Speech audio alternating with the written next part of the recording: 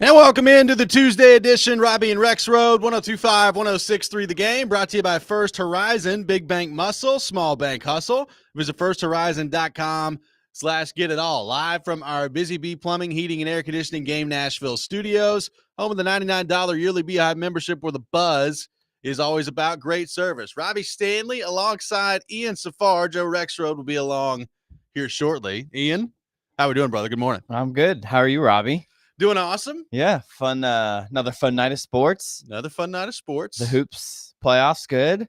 Nuggets with a comeback last night. Knicks too, I think. Knicks going to come back as well. Yeah, and not so great for the Preds in the draft lottery. Did not go well. But doing great. Did not go well for the Nashville Predators last night in the NHL draft lottery. We got a lot to get into on that front throughout the show here today. We'll have John Glennon coming up at 8 o'clock. He was there yesterday for Barry Trotz's press conference. Lots to get into on the Preds front with him. We'll get into a little Titans with Glennon as well coming up at 8 o'clock, so looking forward to that. We're going to take your reaction. The Predators lose out on the draft lottery last night. It was the worst possible result for them because, of course it was. Why not? With the way that this season has gone. Barry Trotz announcing that Andrew Burnett returning as head coach yesterday. Not that that was a huge surprise heading into it, but it is now official. He will be back as head coach. And several things from Barry Trotz yesterday standing out at his end-of-season press availability, which we will get to throughout the course of the show. We welcome in Joe Rexrode to the program. Joseph, good morning. How we doing? What's going on? Well, if buns was a feeling, that'd be me. I feel like ass. But it's kind of works for the theme today, Kind of does. It's fitting. Decided to switch it up, and at the place that I've eaten a million times, Mexican restaurant, no free ads, that of course we had to go to in Cinco de Mayo. I said, you know what, I'm going to try this beef burrito plate. I think it's burrito, right? It's not burrito. I believe you're correct. It was delicious. It absolutely destroyed my stomach. I guess it could be that something was like wrong with the food. Yeah. Or it's just that, but yeah, I could kind of tell, when you're eating it, like it's really like the seasoning and there was a lot of meat, you know what I mean? And of course I ate all of it. So I won't go into any more detail. Was it worth it? Was it that good? No, I'll never order it again, which sucks because I really liked it, But I have to assume that it's just not meant for me. Sometimes you have something that's so good that you'll pay that price every now and then. You're like, I know this is going to be rough, but it's worth it. But apparently last night, not the case. Yeah, Icarus, touching the sun, the wings. Maybe someday you could be like me and get gout. So yeah, lesson learned. Again, you live and you learn, and you love. No you doubt. love burrito, but you can't have it anymore. Yep, that's all she wrote. My sweet burrito. It's all gone. A nice distant memory for Rexrode. We'll take your well wishes for Rexrode on the text line as well, 615-737-1025. So let's get into it. We'll start with the draft lottery. So the lottery comes and goes last night for the Predators. They finished the regular season with the third worst record in the league, which means that heading into the lottery last night, you were only going to get 1 through 5 as a possibility. You could have won the draft lottery, but the worst you were going to fall is to number 5. So, of course, the Predators fell as far as they could possibly fall and fell to number 5 last night. Now, as I said yesterday, Joe, in the immediate aftermath of this, we talked with Adam Kimmelman yesterday. They're going to get a good player at 5. It's not like they've fallen to 30 here and you're just completely on the back half of the first round. They're going to walk out of this with a good player. They're still going to have the ability to walk out of this with a center that probably ends up being the top prospect in their organization, would be my guess. So it's not like they're walking out of here with absolutely nothing. However, I do think that there's a difference in this draft specifically from the number 5 pick and number 1 and number 2 when you got a couple guys that I really like in Matthew Schaefer and Michael Misa. So, Joe, kind of the exclamation point on what I termed the season from hell from the Predators yesterday was stamped as they get the number 5 overall pick, the worst possible outcome for Nashville in the NHL draft lottery. Yeah, and look, I mean, if you're a Preds fan and this is where the fan base is split, but if you're a Preds fan who, really didn't want Andrew Brunette back, what a day for you, You not that you should have been surprised yesterday, but by the time we got to yesterday, but still the day that he officially is announced his back, and then you get the worst possible pick that you can get. But it kind of goes along with the way things, have been going for this franchise. And I'm not saying that personally about Burnett, but the pick certainly goes along with that. So, I mean, I think you make a good point. Like there's going to be a really good player there. It's going to be really interesting. Like we've talked about McQueen. Does that end up being sort of who it has to be almost at that point? I mean, you could see it shaking out that way. And then in which case you would have a very exciting, enticing, but also, sort of iffy situation, with your top prospect. Yeah. Yeah. I mean, it's there could be some options there. I mean, I brought up a piece yesterday from TSN that, Bob McKenzie put together that had Hagens as the number 5 guy. Well, if Hagens drops to 5, like I'd take that right now if you're the Predators. Now, I don't know that he's going to get there. They did the draft lottery show yesterday, and I think NHL Central Scouting has Hagens at 3. So they had Schaefer at 1, Misa at 2, Hagens at 3. There's the Porter Martone kid who's the winger who could be a pretty good player in the NHL. He's, for most people, at 4. And then there's a couple of guys. You brought up McQueen there. There's Frondell, who's out of Sweden, who's a centerman that could be there and available at 5. Some people have him rated higher than that. So, like I said, they're going to get a good player. They're going to get a good player at 5, and there's going to be some options at center for them at 5 as well. But can they find that guy that is ultimately the building block of your franchise? Like when you're back in the top 5 for basically, I think, the 3rd time in team history, like you want to walk out of there with a building block for your franchise, and we'll see if they're able to do that. Here's the other thing, Joe. Like I think a lot of people were hoping that somebody could come in, be drafted, and help this team as soon as next year. I don't know how many of those guys exist in this draft. I think Schaefer's probably one of those guys on defense. Maybe Misa. Beyond that, I don't know that you're really getting anybody that comes in and immediately helps you next year. So certainly I think your chances of that happening just went down yesterday after picking at 5. Yeah.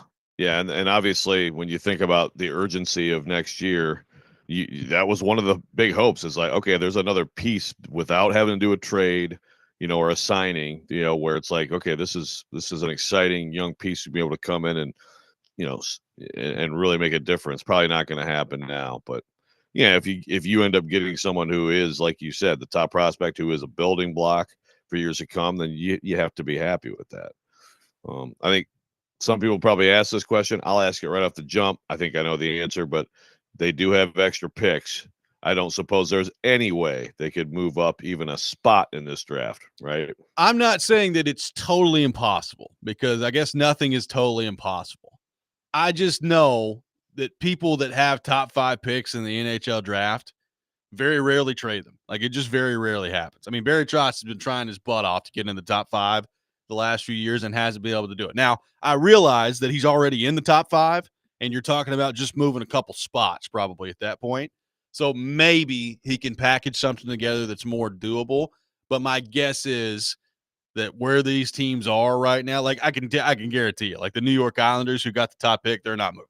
Like San Jose, they're taking Schaefer. San Jose's probably not moving. Like I know there's this thought out there that, if the Islanders go Schaefer, that's who San Jose really wants.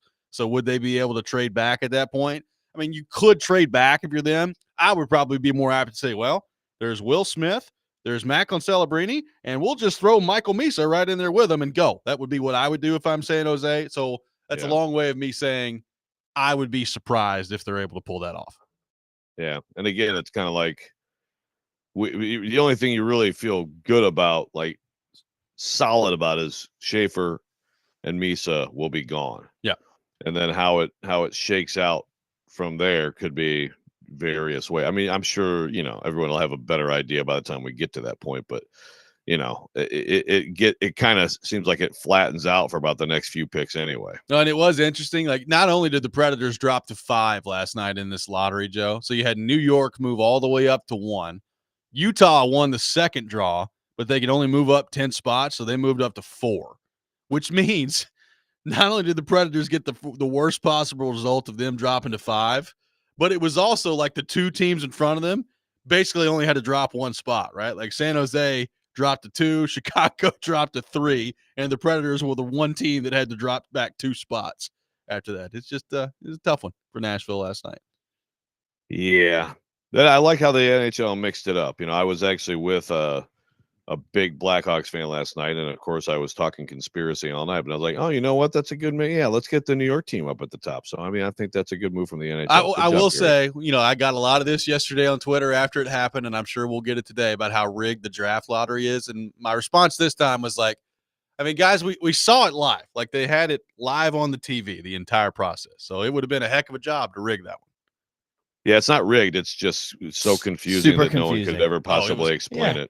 Pull out this number. What does it mean? Oh, I felt supremely dumber after having watched it. Like, I was like, I don't really know what I just saw, but apparently that was the NHL draft lottery. So that was good. I think a lot of people felt that way yesterday. 615-737-1025, our phone number. We'll take your reaction to the Predators losing out on the NHL draft lottery. Plus, coming up next, Barry Trotz makes it official yesterday. Andrew Burnett coming back as head coach. Your thoughts on all that? We'll get into it. Hot and heavy all hour long here on the Nashville Predators. Robby and Rexrode, 102.5, 106.3, The Game.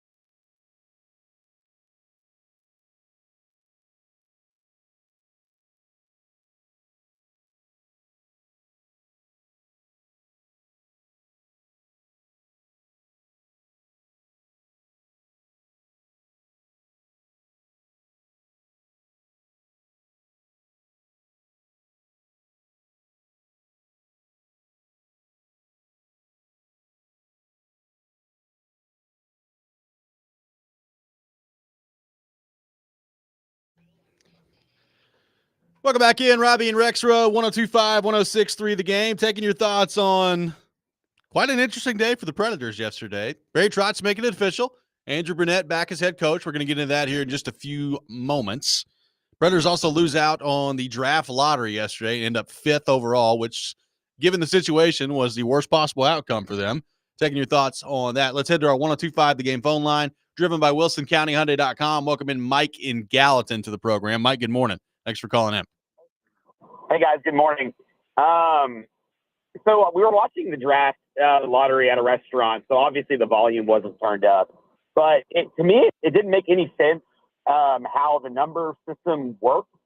If you guys understood how the number system worked, to me, it just looked like they were playing bingo. And the numbers, it didn't really almost matter what number you pulled. I don't understand how Utah landed at 4. So maybe just try to explain to me what the numbers would have had to have looked like for us to pull to get what we wanted, and then also just kind of how the slotting works. It's just all of a sudden they just put up the number 2 team and the 4 at the same time, and I was like, I thought we were picking for number 2. It didn't make any sense. We need to do a much more clear. The NBA has a much better, more easy to understand draft lottery than the NHL bingo. Yeah, thanks, Mike. I agree. It was confusing yesterday. Even as somebody who, works in the NHL, I walked away from that thinking, good Lord, what just happened with this thing? So, first off, there's corresponding numbers that went along with each team. So basically, if you drew your numbers, you were going to be the winner of the draft lottery. So that's why, if you looked at it, there were numbers that corresponded with the Predators where they needed, I think at one point to get number 2, a 4 or a 13 to be drawn or something like that. So had they done that, the numbers corresponded with the team, the combination of numbers that they would have had. As far as you were drafting for 2 and Utah ends up with 4, there was a rule put in a couple of years ago where you can only move up 10 spots if you're in the lottery. So I think Utah was number 14 in the standings. They were right there on the line to get into the playoffs, and they won. So they moved up 10 spots and got to that 4th spot. So there was no way that Utah at 14 could have moved up to the number 1 or number 2 pick. So that's where the confusion comes in. You were picking for 2, and Utah, it actually ended up winning the number 2 pick, but they couldn't move up to the number 2 because there was a restriction on how many spots you can move up. And Joe, even as I'm sitting here explaining it, it's getting very confusing to me. Yeah, I'm getting a headache. It was maybe it was more like Keno than bingo, but I like that NHL bingo. I like that. Yeah, I was not prepared for this, so I had to study up in the middle of it, and so I sort of have an idea. I think you explained it pretty well there, but it's a little convoluted, But look, it is still better to do what they did last night than to just be like, the number 1 pick is Chicago. Yeah. It's so. I guess we just have to get used to this. Let's head back to our 102.5 The Game phone line. Welcome in Adam in Portland to the program. Adam, good morning. Thank you for calling in. Well, dude, yeah, I'm kind of sick about it, but it's like, if you've ever watched a game show with a baby boomer, they all say it's rigged the whole time. You're just sitting there through it well, if they're playing Plinko and you put it between the K and the O and hit it every time, it is what it is. But, I'm not going to go to, conspiracy with it, but I will say, it's incredible how unlucky Nashville and the state of Tennessee is at things like this. That's all I'm saying. If the Titans were in the same situation, they would have picked 4th or 5th. There's no way we would have ended up number 1 overall. So I don't know. I'm sick. And they're bringing back Burnett on the same day. It was a big punch in the gut, man. I feel like we're going to suck forever. And even if he were to mortgage all the picks that he's acquired to get up and get one of these dudes, I don't think they're as transcendent as people. I don't know, man. I just feel like we're going to suck forever. Thank you for the call, Adam. Hey, shout out to Plinko. Fun game out there. Love watching some Plinko. Yeah, Plinko's fun. What's the one with the little red dudes, no whammies? What's that? I have no idea. I like the match game. I need Gene to turn. Rayburn. Does the Game Show Network still exist? I need to go find that. Go find all that stuff. Yeah, it was quite the scene last Press your night. luck. No whammy, press no your whammy, luck. no That's whammy. right. Stop. Yeah. Boom. It's quite the scene watching Gary Bettman last night. All right, start the machine. All right, start the clock. And now we're gonna draw. So what was really weird is when they were still the balls were flying around, but they had the commercials going. Yeah. So basically we just like saw the one guy's hand, and I'm The like, I whole really time. hope he got a nice manicure. Like, is this guy, this like George Costanza hand modeling here? Like, what are we doing? They got a few things to streamline. So the other big news item yesterday for the Predators, Andrew Burnett officially back as coach. Barry Trotz announcing that at his press conference. And Trotz said a lot of things on the Andrew Burnett front, but talked about how, he could have taken the easy way out, and he didn't do that. He believes in developing people, and he's going to continue to try to help develop Andrew Burnett as head coach. A lot of reaction to that, Joe.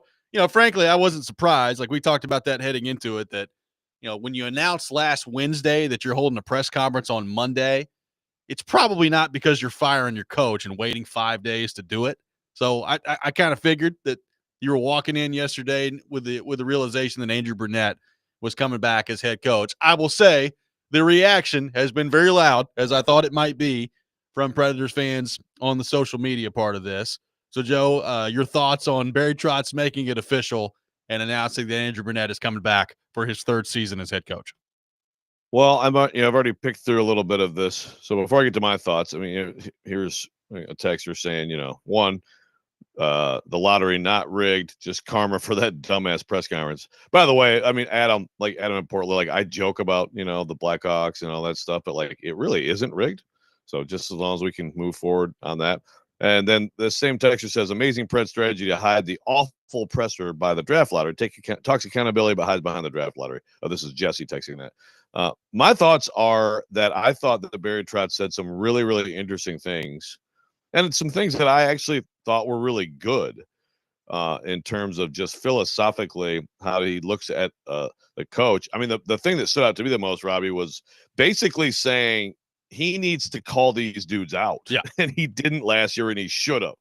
Because he was like talking about like a tool in the belt and all this stuff. You need more tools in his belt. What the heck does that mean? Like, does he need a bigger whistle? Like, what are we talking about here? But I basically like that's it. Like, call these guys out. I come away from that like the one big question, which is like we keep viewing this situation through conventional terms, right? Like, oh well, Thanksgiving last year, he might be in trouble. All this stuff about again, like this is how most teams do it, right? And so now I see the questions. Now we've been asking the question. We'll keep asking the questions. How short is the leash for Burnett? At some point, do you start to think, well, Barry Trotz is just unconventional on this thing. He was part of an unconventional situation with all the time he got here. And I listened to everything, and I'm like, are we sure that Andrew Burnett is on an actual real hot seat going into next year? Well, it's a good question. I do have some thoughts on that, which I'm going to get into here in just a few minutes. Let's get real quickly to David, who's been waiting patiently on our phone line, driven by WilsonCountyHyundai.com. David, good morning. Thank you for calling in. Hey, good morning, guys. By the way, I can relate to the aftermath of the Cinco celebration, so best of luck going into that rest of the morning. Just real quick, I'm on the fence with Burnett. I don't love it. I don't hate it. But here's my question for you. Last season was a long season. I didn't see a lot of improvement towards the end. What is Burnett going to pick up over the summer that he can apply to the next season? And I get that you learn from your mistakes and those lessons, but I don't know. I'm a little confused by that. Thanks, guys. Hope you have a great day. Thank you, David. Appreciate it. We're going to get into all that coming up next. So Joe throws it out there. Do we think that Barry Trotz and his unconventional approach, does that have an expiration date? I think that's really the question that I want to get into coming up next. What does it mean for Andrew Burnett? Can Andrew Burnett actually significantly change his approach, his system, the way that things operate with this group significantly enough next year where the results are much different than what we saw this year? We're going to get into all that coming up next. Robby and Rexrode, 102.5, 106.3, The Game.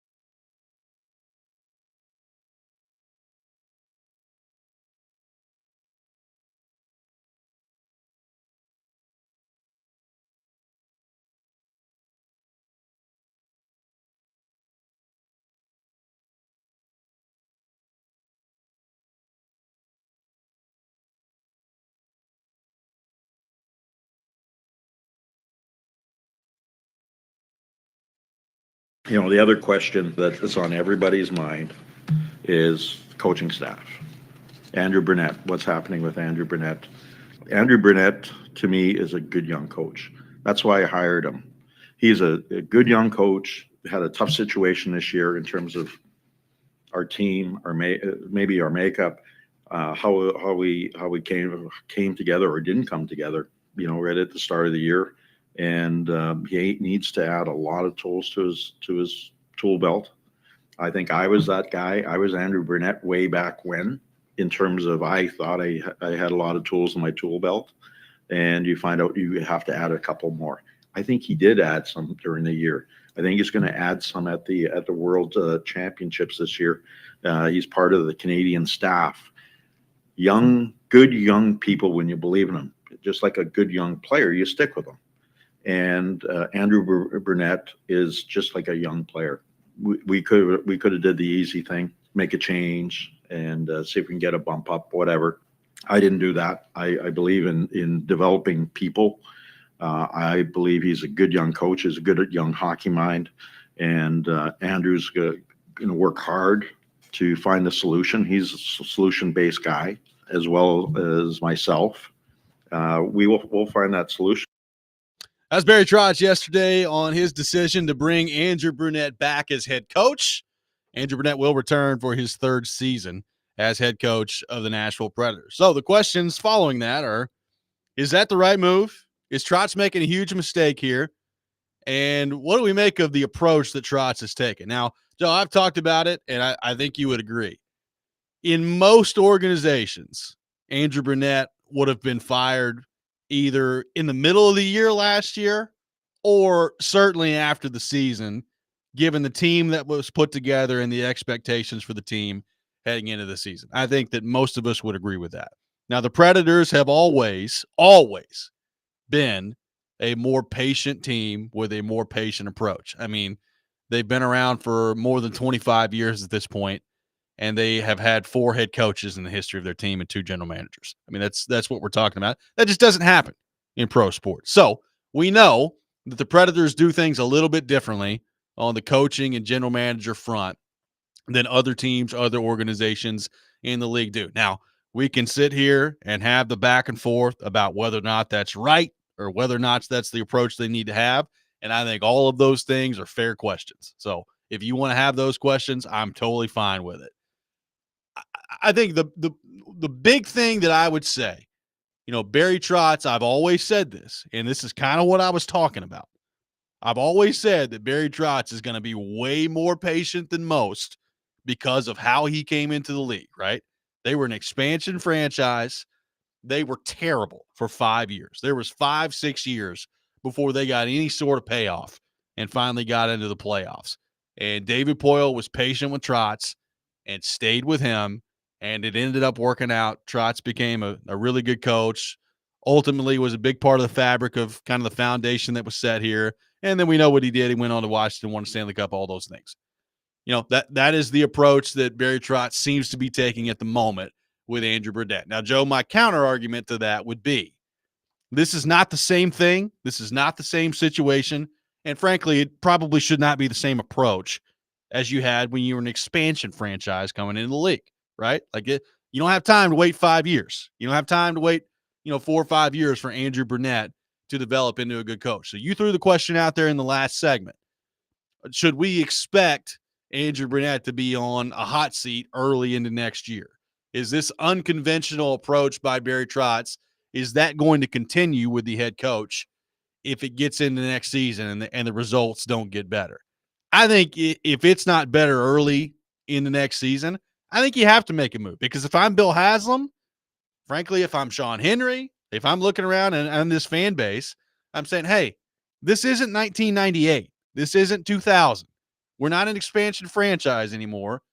The results, you got to have them. You got to win at some point. So I do not think that Andrew Burnett is going to skate free heading into next year and not be on the hot seat heading into next year. And I think Trotz alluded to that a little bit yesterday. I mean, he talked about how, eventually the results are going to have to come. And he talked about, believing in people, developing people, all those things. But, he always went back to probably 3 or 4 different times yesterday of completely understand that it's results business, and at some point he's going to have to get the job done.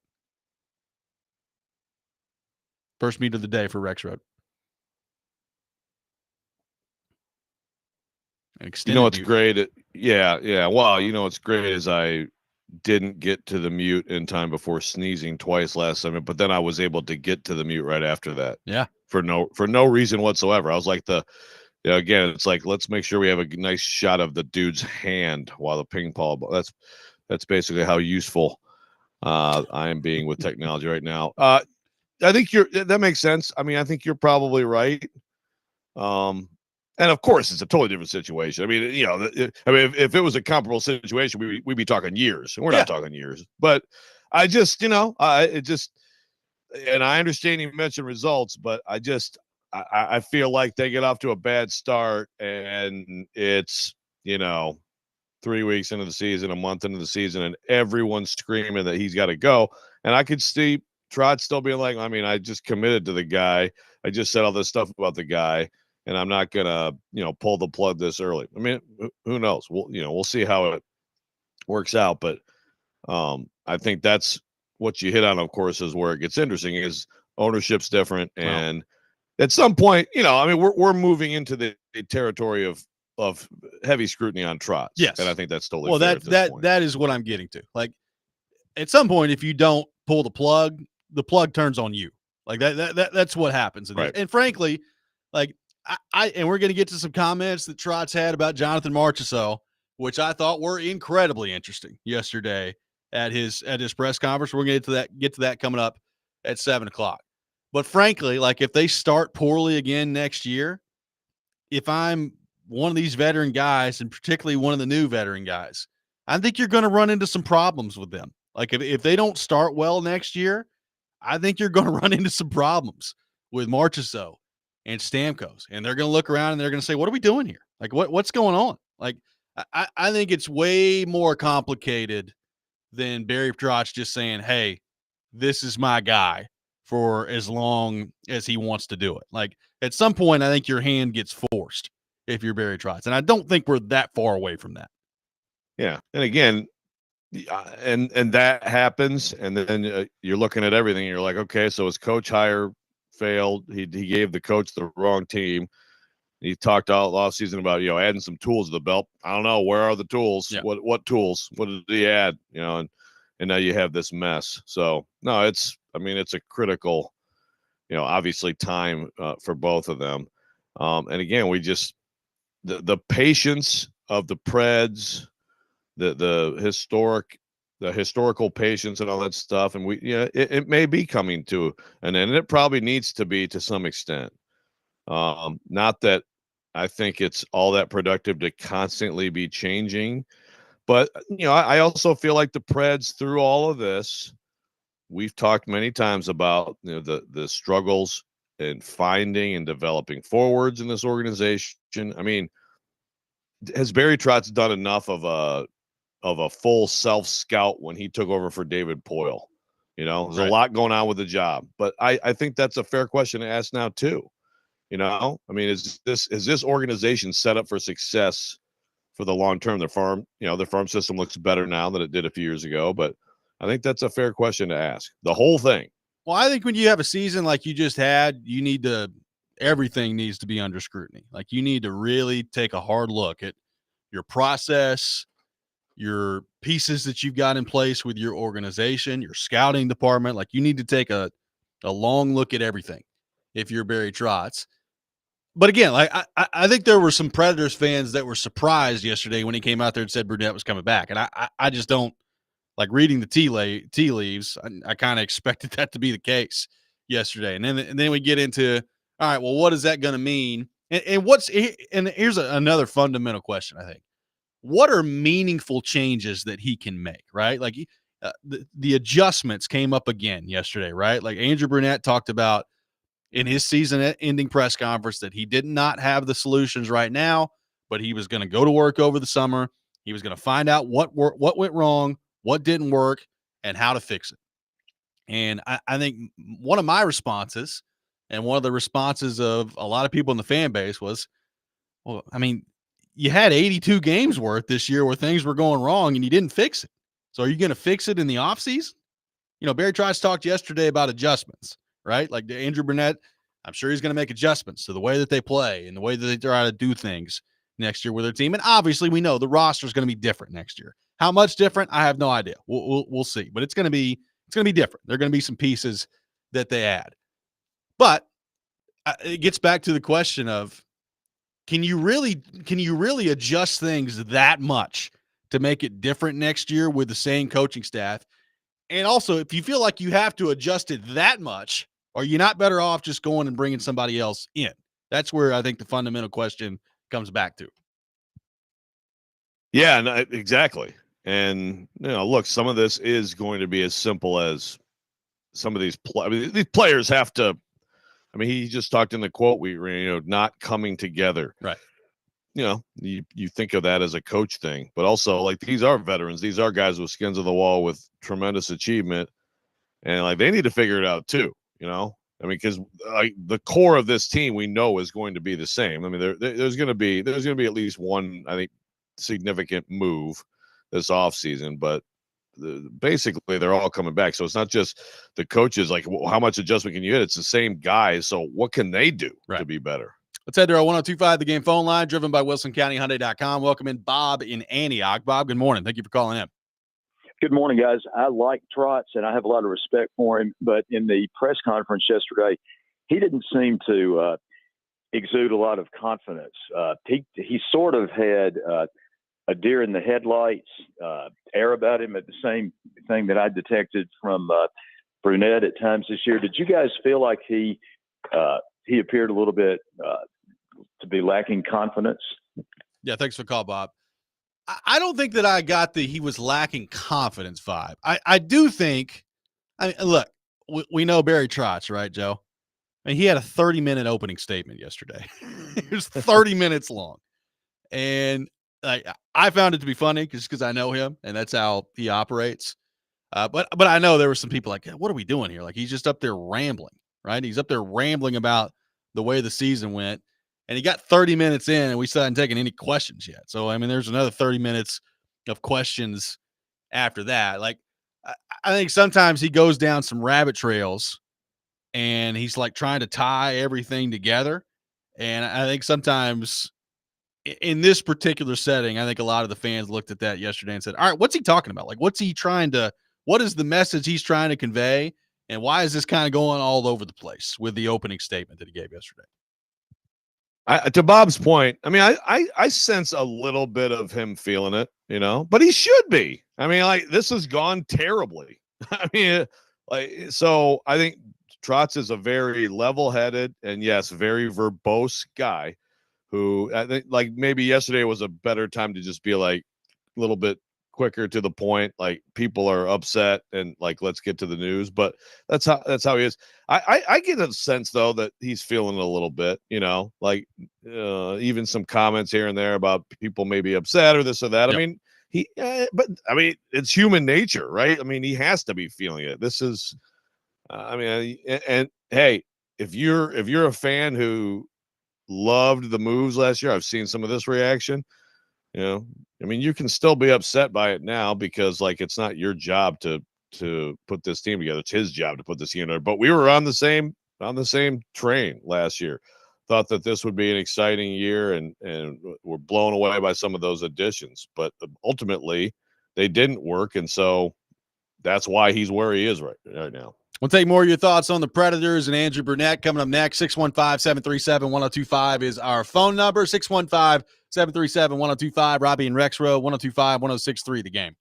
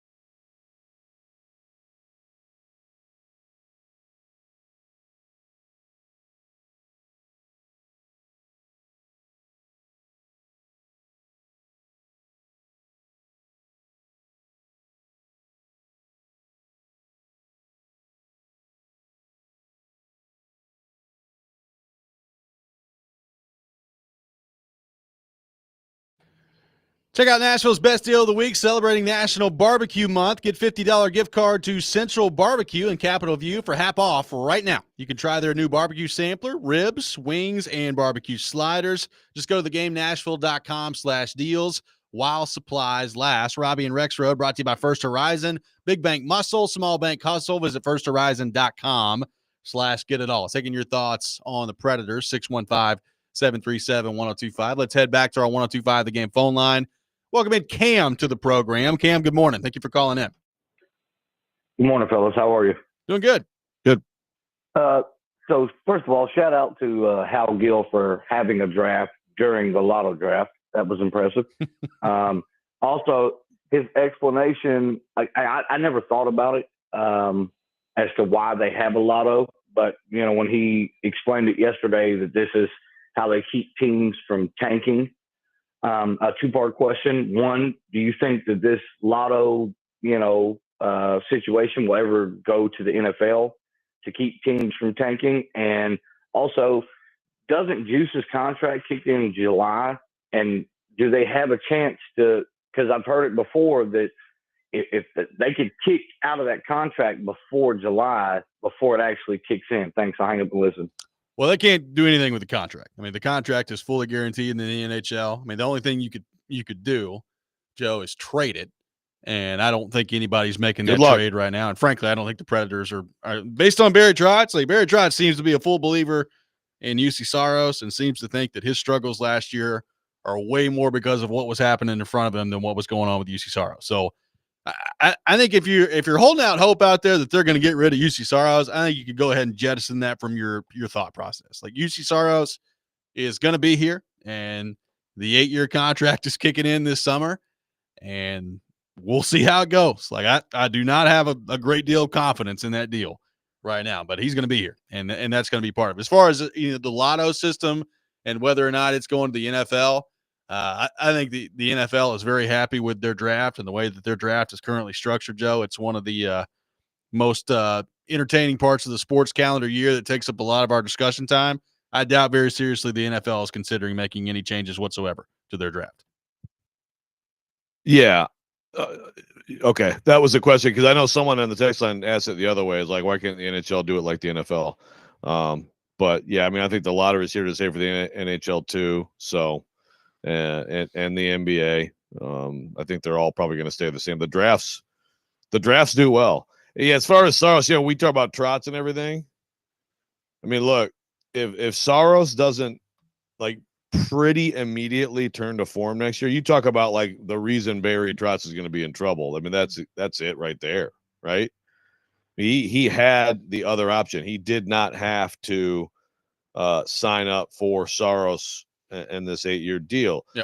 Although very few people were second guessing these signings last offseason, many, including us, were saying he should do the other thing and not do the long-term thing with Saros. So, I mean, if that doesn't, and of course he said what he said yesterday, no one, no one ever blames the goalie.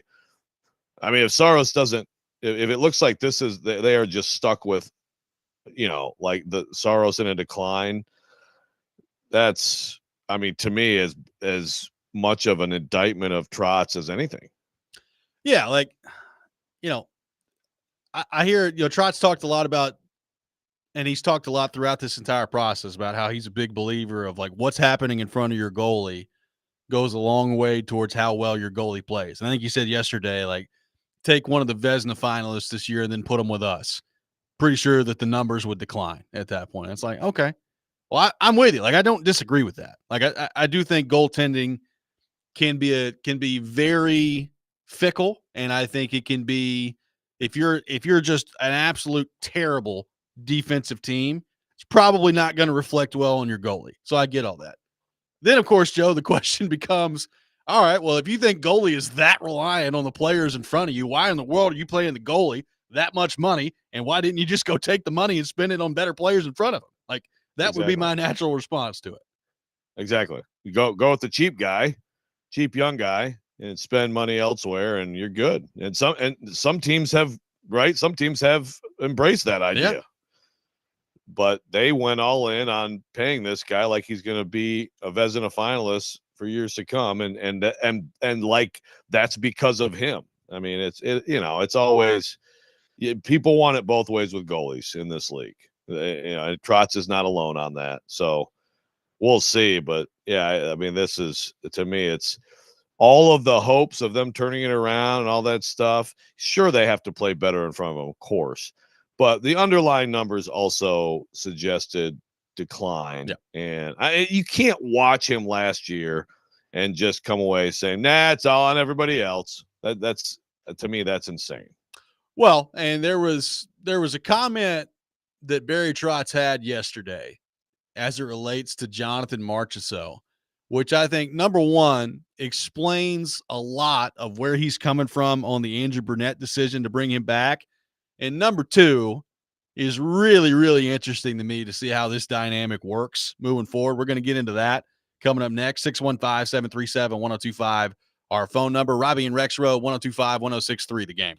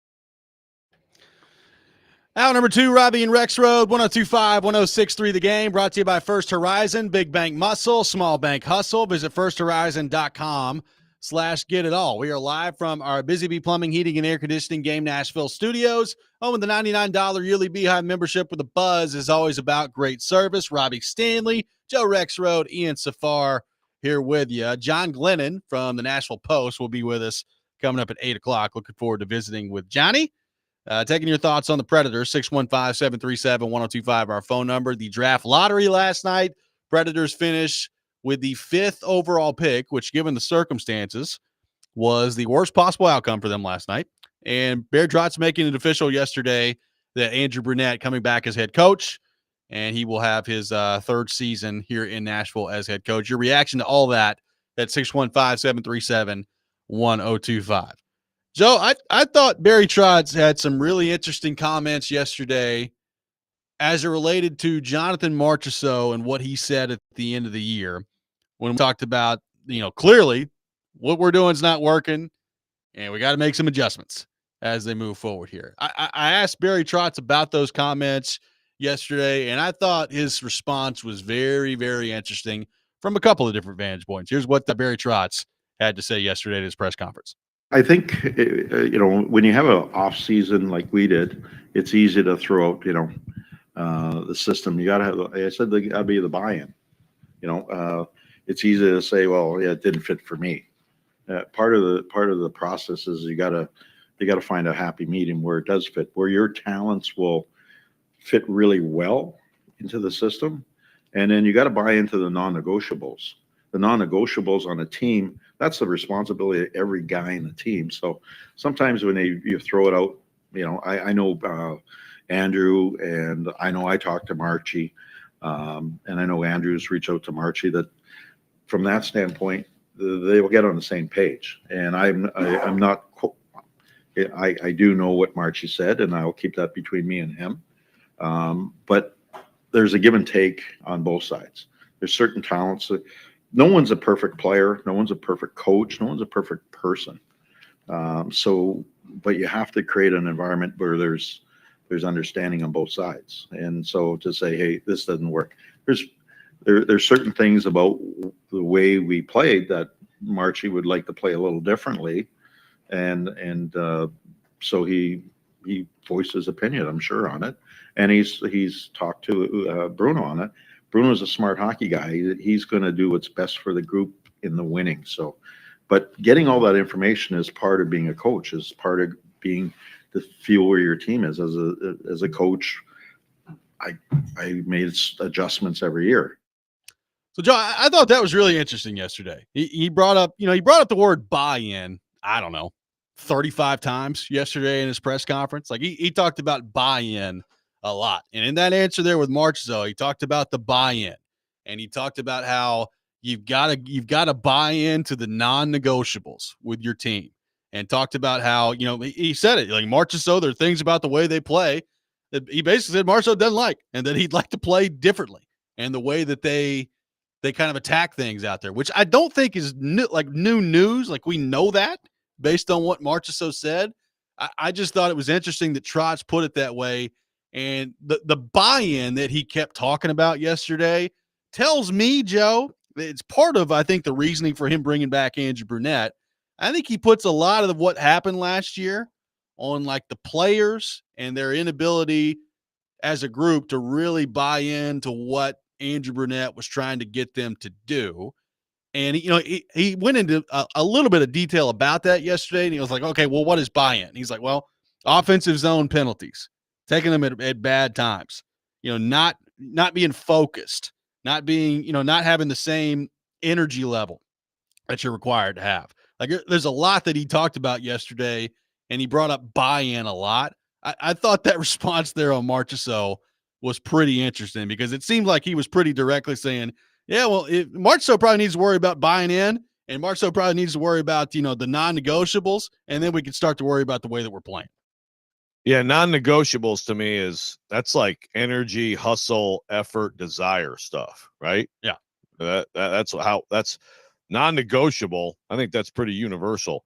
in coach speak is like, that's just stuff that there's an expectation you're at a certain level of things. So I took that as, yeah, he doesn't like some of the stuff, and maybe it, that caused a conflict, but there's some things that like doesn't matter what system you're in, like you have to do it at a higher level. So I thought it was very interesting. And it's like if you're a fan who wanted Brunette out, I understand also saying, but see, so you're gonna go back and put this on them, but like, do you not value what they've told you about the system or whatever? Right. I mean, we know Marchessault is the most outspoken. That's where it gets into. I'd also be interested to know what was the prevailing thought? Like, how many different opinions were there? I mean, I'm sure that there was a range. Yeah. But it's that the play. This is where you get into. You can't fire the players, so it made me. There's one option. It also made me think back to like Stamkos's answer too. Like, you ask about Marchessault with Trotz, and he immediately starts saying, yeah, I'm aware of what Marchessault says, but let's talk about some buy-in real quick. Let's talk about, the non-negotiables. And I remember asking Stamkos at the end of the season about what Marchessault said, about how, clearly the system needs to be adjusted. And the first thing Stamkos started talking about, Joe, was, well, when things don't work, it's easy to complain. It's easy to say everything sucks, right?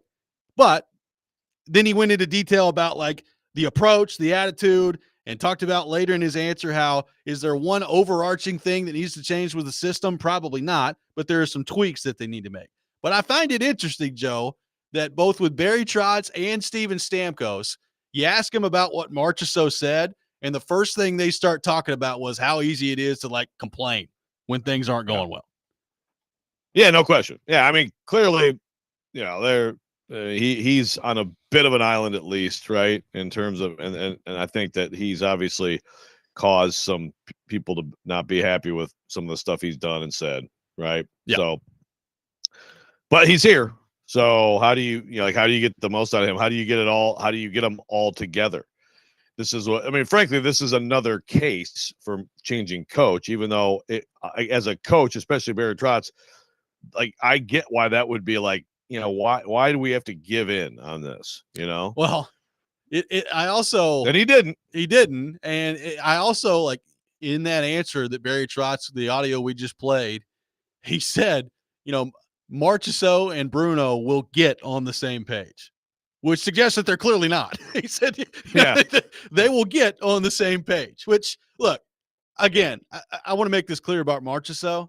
I like him. Like, I think this place probably needs some of the, directness that he brings to the table. Like, sometimes maybe you can have a little too much of that, but I like how direct he is, and you're never really left wondering how he feels about a certain situation. And again, I don't really think that's a bad thing. Like, I think that's fine, but I did find that interesting too, of Barry Trotz saying, yeah, they'll get on the same page, which suggests that right now they're not.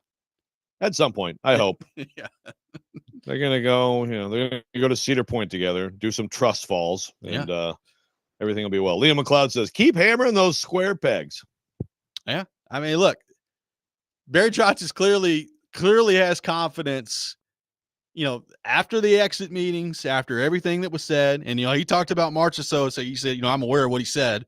I'll keep those conversations between myself, which suggests to me, Joe, that Marchessault probably went beyond what he said with us in the media, which is not a surprise with Barry Trotz. Yeah. So, yes. I mean, clearly there was a pretty frank discussion that Jonathan Marchessault had with Barry Trotz here. But in the aftermath of all that, like, he got through the exit meetings, and he has determined that Andrew Brunette sticking around as head coach is the best option for the team. Now, could that end up being a colossal mistake? Absolutely. That could end up being a mistake.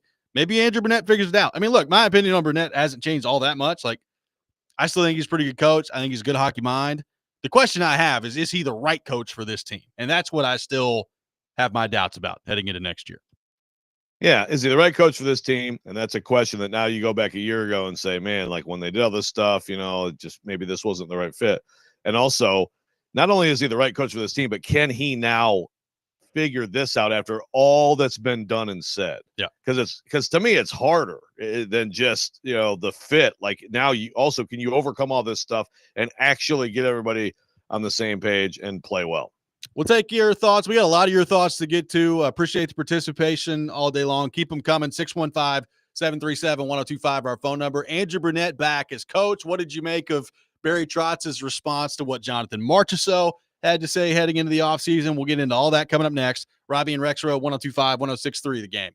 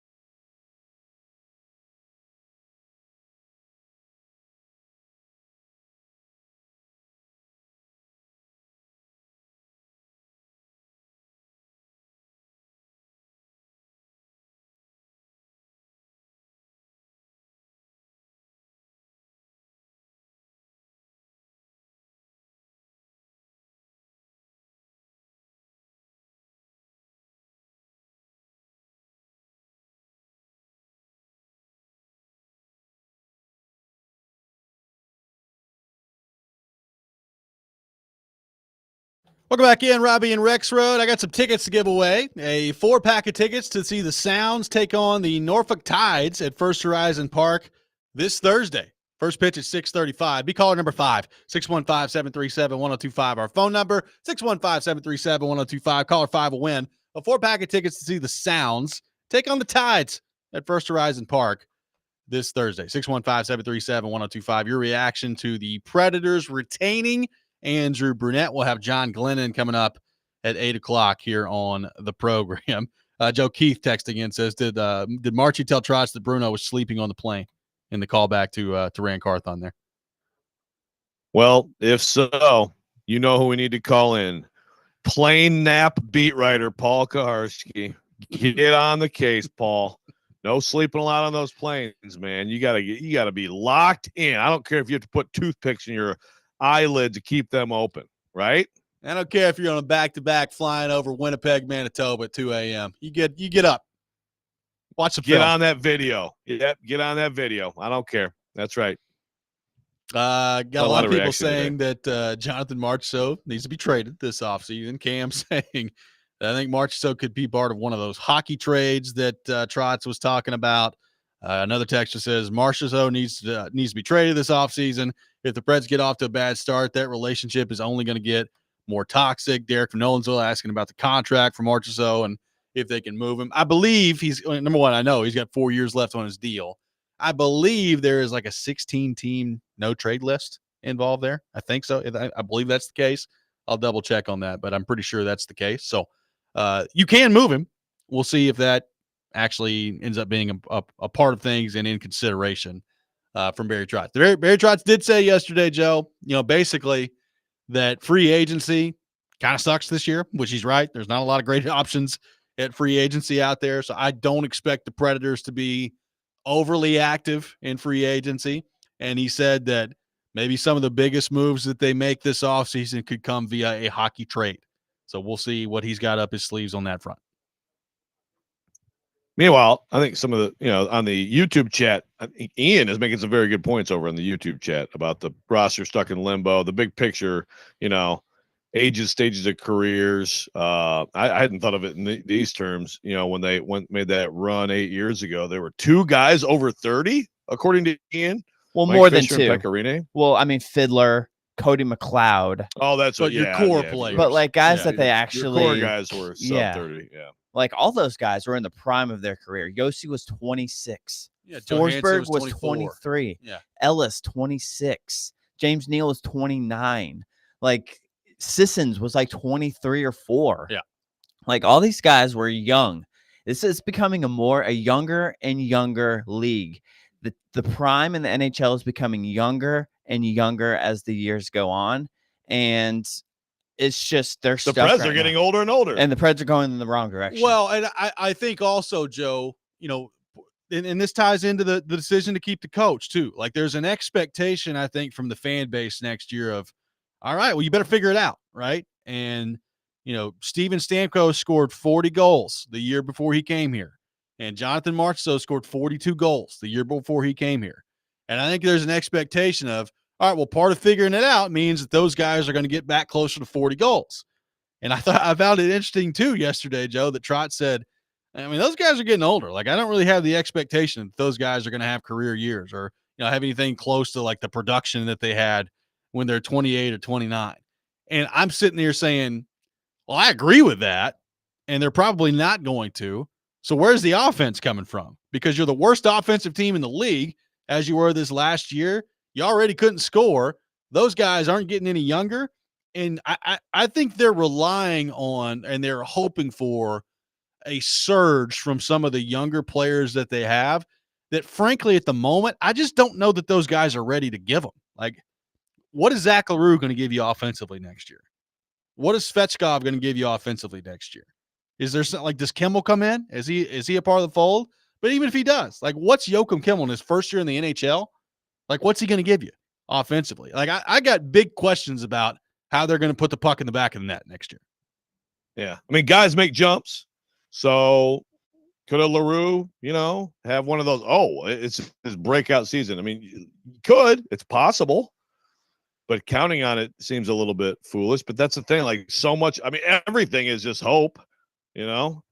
And I understand, like, to some extent, that's, you know, you could say that about a lot of teams, but like, you've got that. You hope these guys still have a lot of juice and are going to come together and get back to more of the production they had before last year. You hope UC Soros is good still. I mean, there's a lot that's just, and you hope that Brunette and these guys are going to figure it out. And Brunette, you know, what Brunette adds the right tools to the tool belt, which again, the only one I guess that was really explained was being more willing to call people out. Yeah. Did Trotz call people out a ton when he was a coach? He was not afraid to call people out. I did find it interesting. You know, he talked about the locker room yesterday and said basically they're too nice. That's what he said. Like he said, like at times maybe they're too nice. And I wonder, like he talked about that with the players, and he, you know, like you said, he brought it up with Brunette of, you know, I think he was talking to Glennon, and he's like, you know, I'm a nice guy, but I know when it's time to not be nice anymore. And so I'm interested, like, what sort of conversations do they have about, you know, holding people accountable and calling people out next year? Like, what sort of a tangible difference does that make with this group? And if that's valued to that extent, then Marchessault seems pretty important, doesn't he? Yeah, he does. But I don't know if I want to trade that guy. Yeah, need somebody in there to call him out. I don't know. Like, you know, I look at their room when we talk about the veteran guys all the time, right? Like Stamkos done a whole lot of winning. O'Reilly done a whole lot of winning. I mean, I know that Steven Stamkos is not afraid to call people out. I know that based on people I've talked to in Tampa Bay and just being around it. So, like, I just wonder, like, why is that the case? Like, do you need – first off, you're switching situations, right? So, Marchessault and Stamkos in particular. And, you know, we had somebody earlier ask us, why are we not talking about, like, Brady Shea as a part of this too? I think it's just different. Like, number one, his pedigree is different than the other two. And number two, like, they need those two guys specifically at forward to be kind of a driving force of what they do here moving forward. I actually thought Brady Shea got a lot better as the season went on, and I'm interested to see what he plays like with actual NHL defensemen, hopefully, around him next year, and not, you know, Nick Blankenberg and Andreas Englund and all these other guys walking around out there. So, but that part of it aside, it's difficult for me to believe, Joe, that guys that have made a living being really good leaders in this league, which I think at times requires you to call people out. Like, why did that not happen last year? Like, was Stamkos afraid to step on toes? Was Marchessault afraid to step on toes? Like, I know what kind of leader O'Reilly is. Like, they don't strike me as guys that are afraid to call people out. So why did it not happen, if that's what Barry Trotz is alluding to? Well, yeah, but you need to, when O'Reilly's yelling at people, you need to take the mirror out of his hand. That's you true. know, and like He was yelling at say himself. say that to somebody else. But no, they have plenty of guys who have been a part of big time winning, should know the balance of, you know, you call someone out, you hold people accountable. You don't want to embarrass anybody, but you want to be able to have honest conversations. I mean, it's different guys coming together. So I guess that must be what it is, right? Just that, you know, Yossi's the captain. And so it's like, you don't want to step in, I don't know, whatever, but that's got to get figured out big time. I mean, that should, and that's one of those things that, like, again, we talk about all these things and it's like, okay, they just went through 82 games, guys. They just went through all these months together. And I have to think all these things were thought about and talked about. You would think so. One other thing that came up that is interesting in terms of what could still potentially happen here. You know, Alex Doherty asked Trotz about the assistant coaches and whether or not they're coming back.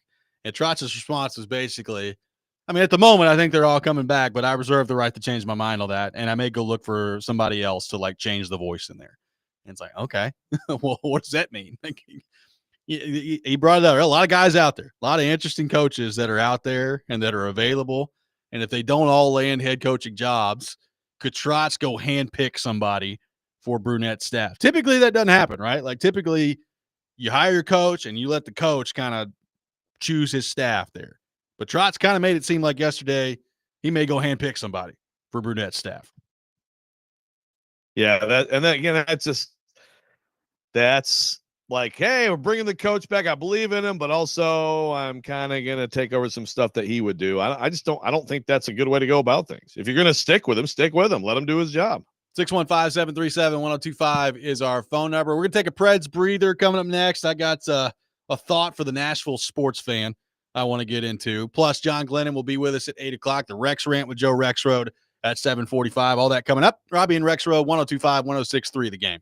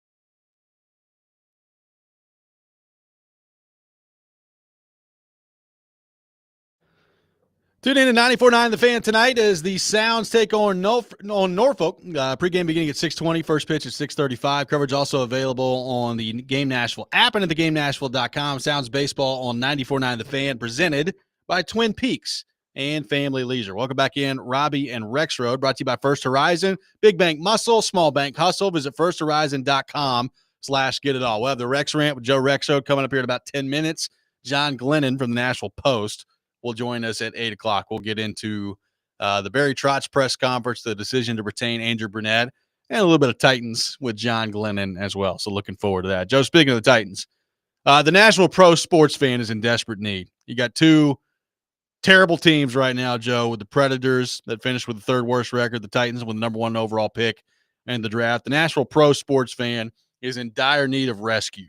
And I'm looking around the landscape here, Joe, and I'm looking at the Preds, and who knows, maybe whoever they draft at number 5 ends up being that guy here in a few years, but it's doubtful that whoever they draft this year at 18 years old is going to come in and really be impactful for them next year.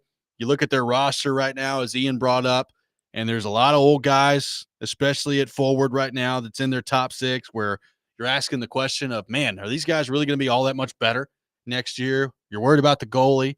You're looking on the Titans side of things right now. It's been a couple years in a row, just terrible football. The offensive line's been atrocious.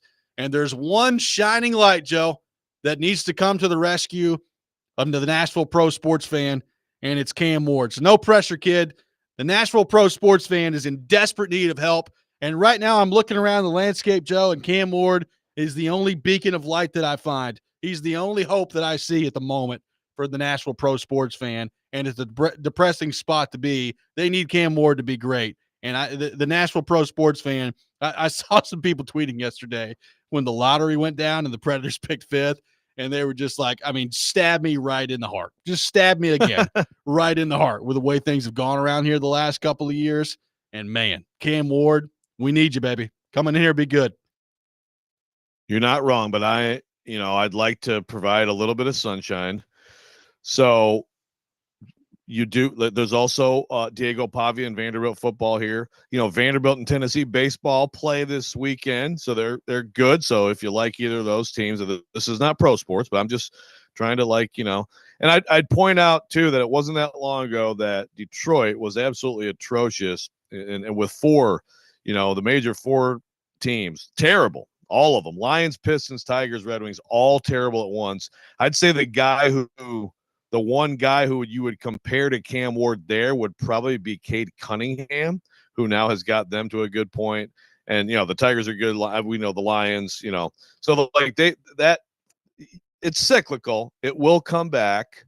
I agree with you that Cam Ward is the obvious person you look at where you're just like, man, do some stuff this fall that makes people feel better. Now, maybe there's, maybe one of these young guys you mentioned earlier for the Preds does have this big breakout year. Or maybe whoever they draft actually is able to come in and make a difference. But probably that's going to come down to guys, collectively being better and your main guys being better. Cam Ward can change the entire feel of the franchise, and some quarterbacks have done that recently for teams. They've also done it with teams that I think gave them a lot more support than Cam Ward is going to get on paper this year, but maybe he can lift everybody.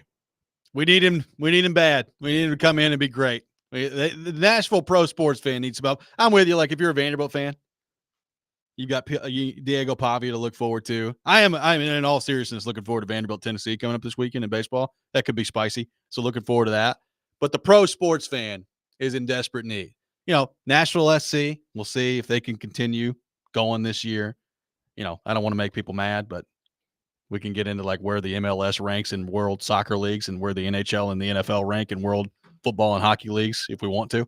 But you brought it up. I'm just saying, like, people have asked me like, what if Nashville SC wins a championship before the Preds or the Titans? Is that a major sports championship? I'm like, well, I don't know. Like, where does MLS rank as soccer leagues in the world? 8th? 7th? It's the number 1 league 9th? In this country. Yeah, it is the number 1 league in this country. I'm just asking. I'm throwing the question out there. Is that the same thing? I would argue no. It's not the same thing. It's gotten better, but it's the same. But it's not the same thing, but it's not nothing either. So I mean, it's good to see so far. There's some promising signs with them, but yeah, there's still a difference when you're talking about the NHL and the NFL are the best leagues in the world. Right. So I mean, you've got two of whatever your premier hockey league is in the world, you got it here. Your premier football league is in the world, you got it here. And those two teams right now are in brutal shape, just brutal shape. And is there any path whatsoever? Like, I'm looking at path here, and like I'm still like the Predators. I'm watching the playoffs right now, and you've got Colorado and Dallas and Vegas and Edmonton and all these teams in the West, Joe, that aren't going anywhere. Like these teams are really, really good, and they're going to be really, really good moving forward here because of the core that they've kind of built together. And you're asking like when they signed Stamkos and Marchessault and Shea, it was to compete, right? Like Barry Trotz brought it up yesterday. Like they wanted to be a threat, and they were nowhere close to being a threat this year. So can they really get back to being an actual threat to win next year? Like where they're at right now with their roster, it's hard for me to get there. It's just hard for me to get there. Like I'm looking at right now, we always periodically go back to the discussion like who's closer to win a championship, the Predators or the Titans. Like it seems laughable for both of them right now, but at least like there's the hope of the number 1 overall pick and the quarterback, and how quickly getting the answer right at quarterback can change things if you're the Titans right now. Yeah, when you think about the Preds, to your point there, we talked about the time. Like what Ian is talking about today, to me is exactly the point, which is, look, man, like you're moving out of those windows of the very best of Forsberg or the very best of Yossi. You're in now of what should be the prime of Saros. So I mean, I like the idea of what he did, and which is like, so like, it's just the timelines don't work out with the young guys, and you're just going to be basically half-assing it that way. So boom, here you go after it. And it's just a disaster. I mean, like it makes sense on paper, and it just was a disaster. And this is where you talk through it, and it's like, that's where maybe you do. I understand the idea of supporting your young coach and the patience that you got and all that stuff, but you got that patience with an expansion team when expansion teams were supposed to stink, and it took you years to get to the playoffs and years to win, and that just doesn't exist right now. You don't have years, you have months to figure this out. And that's where the case to change the coach to someone who has won big in this league is strongest in my mind. Jacob on YouTube says, in fairness, the Predators were a consistent threat to my mental well-being this season. This is from Jacob. Nice. Don't say they weren't a threat. They were a threat. 615-73. They've threatened a lot of things, like, people who who can't take naps on planes. Like the Preds threatened to make them take naps on planes. I totally botched the execution on that, but you get what I'm doing. That was good. Yeah. 615-737-1025. Our phone number, 615-737-1025. The Rex Rant with Joe Rexrode is coming up next. We'll have John Glennon from the Nashville Post coming up at 8 o'clock. All that ahead, Robby and Rexrode, 1025, 1063. 1063 The Game.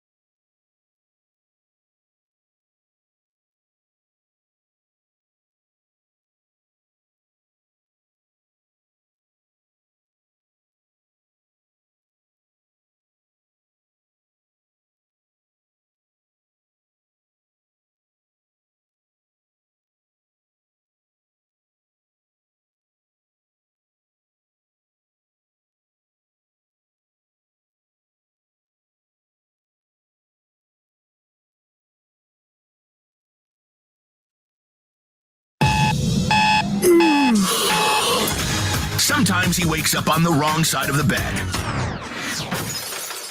And sometimes he's just, well, Joe. Awkward moment. Let's do it. This is the Rex Rant, now on Robby and Rexrode. I feel like ass. So you're telling me that they could figure out a way for me to just go beer, red meat, and shellfish Well, the all picture I want is and not get gout? There was a lot of meat, you know what I mean? And of course I ate all of it. It absolutely destroyed my stomach. That he's now getting targeted ads for gout flare-ups.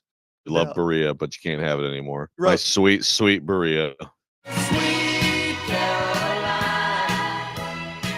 It is that time of the day.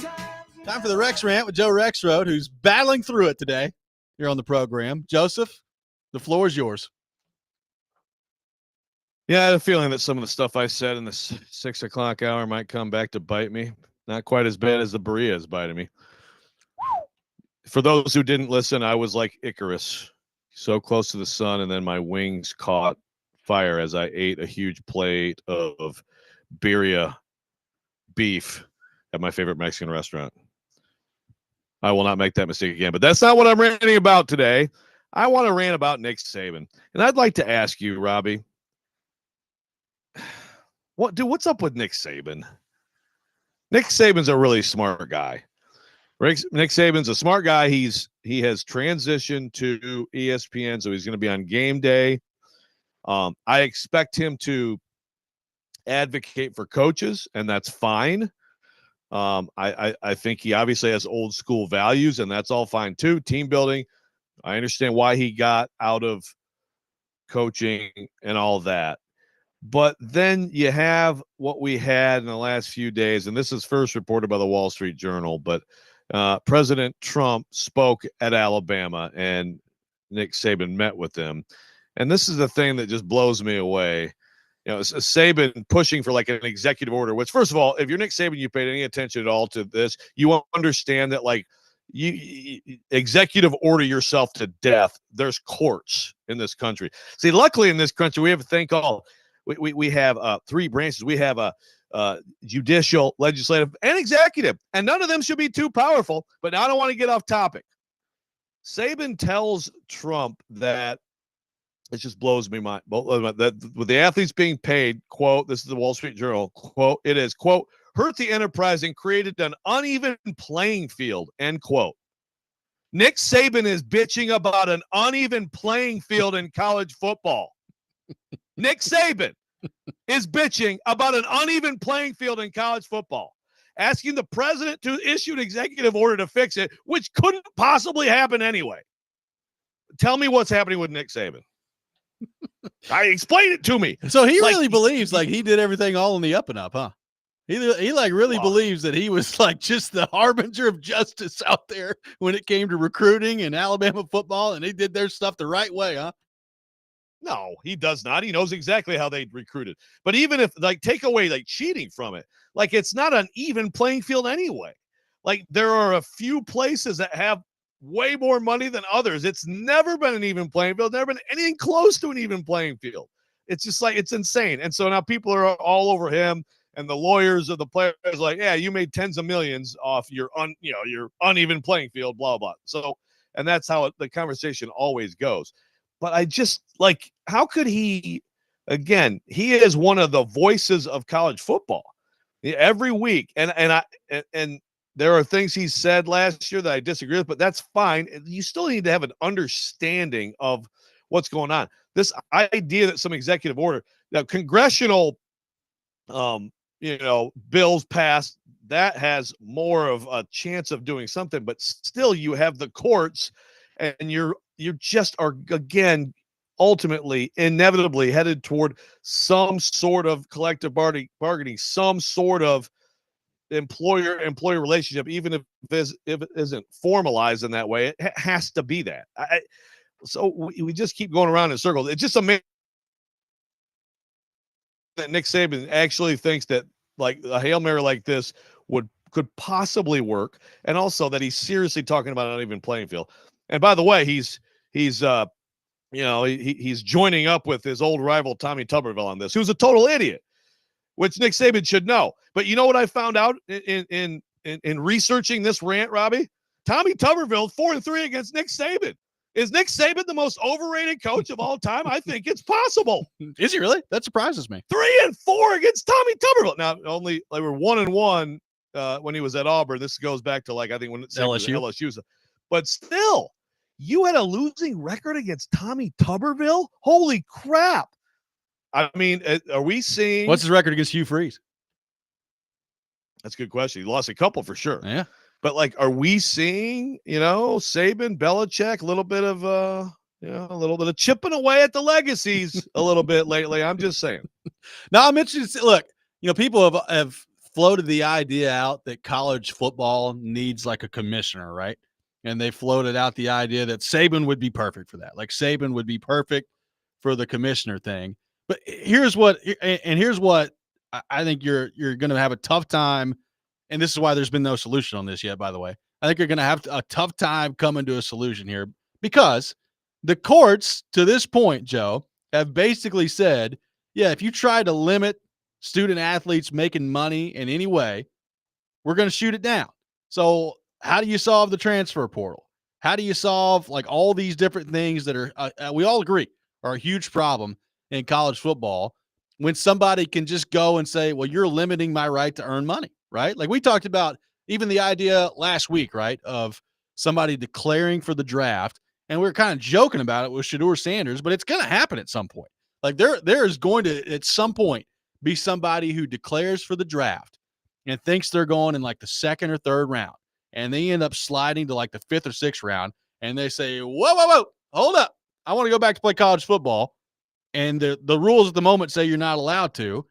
And they're going to say, you're limiting my right to make money. I'm going to go sue you. And what's going to happen when that happens? That's where we're at right now in college sports. Right. So, exactly. So, it has to get to a point of, the laborers, which really, the athletes, the students, the student athletes, whatever you want to call them, being able to have a say in what it is, an antitrust exemption part of this and all that stuff. I mean, that's where it has to go. This idea that an executive order is going to do anything but just be some big talking point in a press release that just gets blown up in the courts. I can't understand why Saban doesn't get that. So Brian's I'm pretty sure Saban has a better understanding than you do. He has a better understanding of a lot of things. I mean, he's a great coach. He has been on the inside of a college program. All those things he has an incredible understanding of. But clearly he does not understand this situation in terms of the actual mechanics of the courts and just reality. I'm sorry, but or he just did this as a publicity stunt. But how does that benefit him? Right. I guess maybe Saban's going into politics. Maybe that's maybe he's eyeing politics. I don't know. But there's no way that he can sit here and be so entrenched in college sports and then demonstrate such a lack of understanding of the situation. 615-737-1025 is our phone number, 615-737-1025. We'll be joined by John Glennon from the Nashville Post. Coming up next, we'll get his thoughts on Andrew Burnett's coming back as the Nashville Predators head coach, his thoughts on the Titans in the aftermath of the draft as well. All that coming up. Robby and Rexrode, 102.5, 106.3, The Game. You want to talk about something that's frustrating? That's frustrating.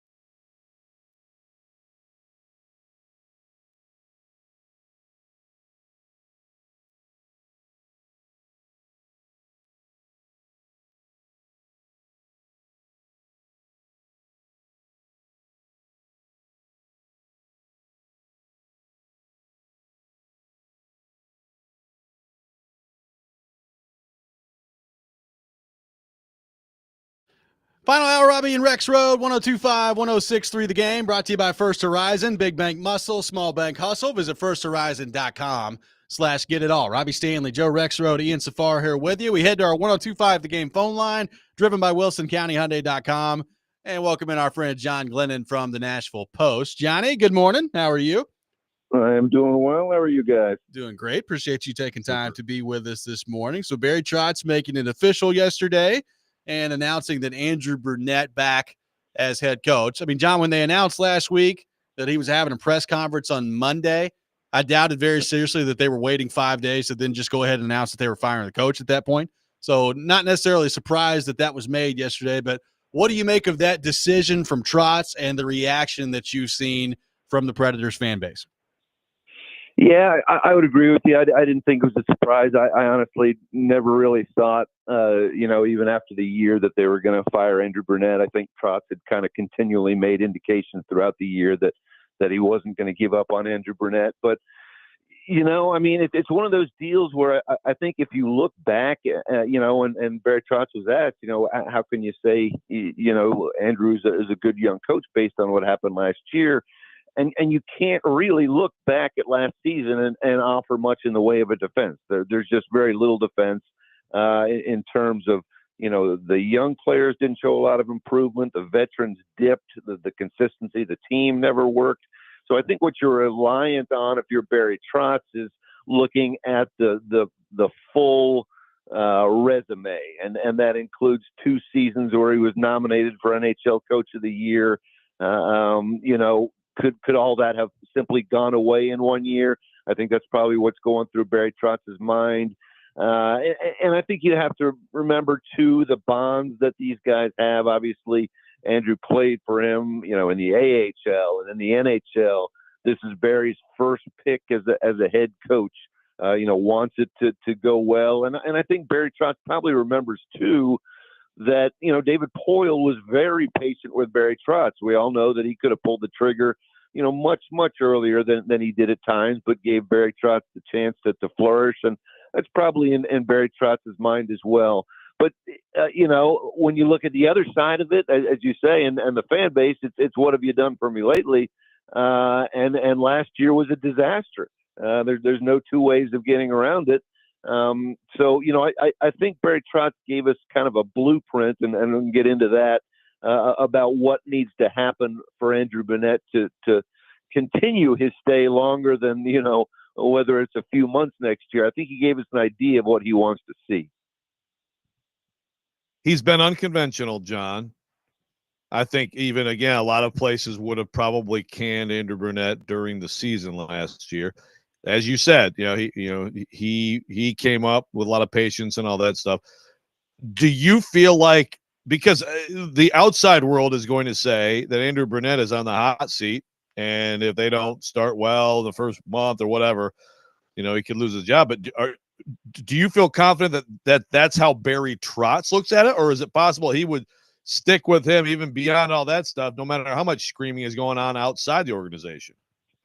I think he'll give, Andrew Burnett a solid chance next season, and he talked a little bit yesterday about one of, the Washington team that Barry Trotz coached, the team that went on to win the Stanley Cup in 2018. He said it took them about 30 games before they really got it together. So it's not going to be an instance where, Andrew Burnett gets off to a 3-7 start and he the axe falls. But as I say, I think Barry Trotz, as we went over his words and the points he made, I think he gave us an idea of what he needs to see more of. Some of the points that stood out to me, obviously 5-on-5 play needs to be better. And that's a pretty big chunk of hockey. When you say, we need to be better 5-on-5, that's pretty much most of the game. But you need to be better at hockey. What's that? Yeah, we need to be better at playing hockey. That's right. I think another point, defensively, they have to be better. That's not only obviously the goaltending, but around UC Saros. Connectivity on the ice has to be better. They have to be playing as one unit out there. I think Barry Trotz is very clear about the fact that the team has to be held accountable. That was one thing he kind of sort of poked at Andrew Burnett and said, this has to be better. Everybody, whether they're experienced or not, has to be held accountable. And then the mental mistakes, sort of, the things like, offensive zone penalties and too many men on the ice. Those kind of mental mistakes have to be greatly reduced, I think. So, if you look at maybe like 5 or 6 points like that, I think that's what Barry Trotz is going to be looking for. And again, if he doesn't see it after 10 games, I don't think it's going to be a case of, all right, that's it. But if it's 20 games or 30 games, it's a different story. You can't keep relying on, well, hey, Andrew Burnett was a nominee for NHL Coach of the Year a couple of times. That doesn't really matter. What is going on in the here and now matters at some point. So, I think there has to be clearly a much better start in the coming season. So, John, he brought up the words buy-in, I don't know, 30 times yesterday. Like he said that a lot yesterday. And, I asked him about Marchessault and his comments after the season, and he immediately got into the buy-in and started talking about like the non-negotiables that you have to have from your players. What do you make of kind of his insistence on the buy-in not being where they wanted it to be this past year? And how do you fix that? Like, what do you make of that with this group moving forward? Yeah, I thought, one kind of theory that comes to mind for me is, we've talked obviously about kind of the big 3 free agents coming in and Stamkos, Marchessault, and Shea. The year before, they brought in 3 veterans and things worked great. They were an overachieving team. They went to the playoffs, but those 3 vets, O'Reilly, Nyquist, and Shin, all those guys had moved around a pretty good amount in their career. They weren't necessarily locked into one system. They were able to adapt, I think, pretty quickly. This year, when you bring in Stamkos, Marchessault, and Shea, Stamkos had played 16 years in Tampa. Marchessault had played 7 years in Vegas. Shea had played last 5 years in Carolina. I think those guys were older guys, not only older, but all pretty locked in to what they had been doing because they had a lot of success in those systems. And I think, none of the guys ever said this, obviously, but I wonder if there was a sense of when things started to go wrong, it was more like, boy, what have I got myself into? This team is really not good. What's going on here? And I think, and I'm sure the Predators are hoping that if that is the case, then in the coming year, that adjustment period is gone. And instead of looking around and saying, boy, what's going on with this team? Those 3, the big 3 sort of realize that, hey, this is my team. I need to be part of the solution. I can't just say, wow, what have I gotten into? I need to be part of the reason that this team is turning it around and making the playoffs. And now they've had a year under their belt. Barry Trotz talked about closure with a guy like Marchessault late last year. And that, I think that goes into the buy-in that you talked about, Robby, that I think maybe in that first year, you're more likely to go, what are we doing? I don't like this system. This is not what I've been doing for the last half decade. I had success. Whereas now you're like, okay, we're in, we're all in. I'm here. I'm not going anywhere. I better buy into the system because I have to be part of the reason we get back to the playoffs. I'm not getting any younger in my career. Do you think it'll work? I have no idea. I think they'll be better because of that. I really do. But how much better? I think that remains to be seen. I think that's not the only issue. I talked about age and speed and those kind of things. I think those are issues that need to be addressed in terms of roster as well. And I think it's, there's going to be a challenge to making big changes in the roster because a lot of these guys are locked up for next year. So, Barry Trotz is going to have to work some of those, as he called them yesterday, the hockey trades, the player for player trades, in order to make some changes. All right, John, last thing for you here. What's your view of where the Titans roster stands after the draft has come and gone? Are they better? Are they worse? How do you view what the Titans are walking into here in year number 2 with Brian Callahan? Yeah, I think they're certainly better. I think in terms of the draft, I think it was a good draft. It was my first impression, but I don't think it outside of Cam Ward, and certainly what the hopes are for Cam Ward, that he is a kind of a transformational player and sooner rather than later. I think maybe I would have liked to have seen in those second and third round picks guys that might have been able to come in and make more of an impact in their first year. I think both Oladeo and Winston will eventually be very good players, but when you're taking second, third round picks on a team that finished 3-14, maybe you'd like to have a guy that's going to make more of a difference early. But I like the wide receivers. I think those guys are definitely going to make a difference out there. So I still think there are some positions that are question marks. Inside linebacker, there's a lot of inexperience next to Barton. Edge rusher, there's really not a number one. Arden Key is your best guy, and Draymond Jones after that. So there's still some real questions about the pass rush. And what about L'Jarius Sneed? If he's there, if he's healthy, if there's nothing hanging over his head, that's a pretty good room in the cornerbacks. If he's not there, it's obviously a massive difference, and you're talking about a much less experience. So that's a question mark that needs to be answered as well. So there's still some question marks, but certainly a better team than they were at the end of last year. Tom, we do have somebody on the text line wondering if you think Barry Trotz should consider signing Trey Avery. Now is that Keezer? Is that Keezer on the line? Who's calling again on that? Unnamed texter. Just throwing it out there. I see. That would be an issue. Barry Trotz maybe having another availability here. Not too far down the line. We'll have to get to the bottom of it. And I don't think Trey Avery's under contract, so maybe we can raise that point to Barry Trotz. And interrupt another important question as well by doing so. Maybe something to bring up. Johnny, great stuff as always. Thank you for being with us this morning, and we'll talk to you soon.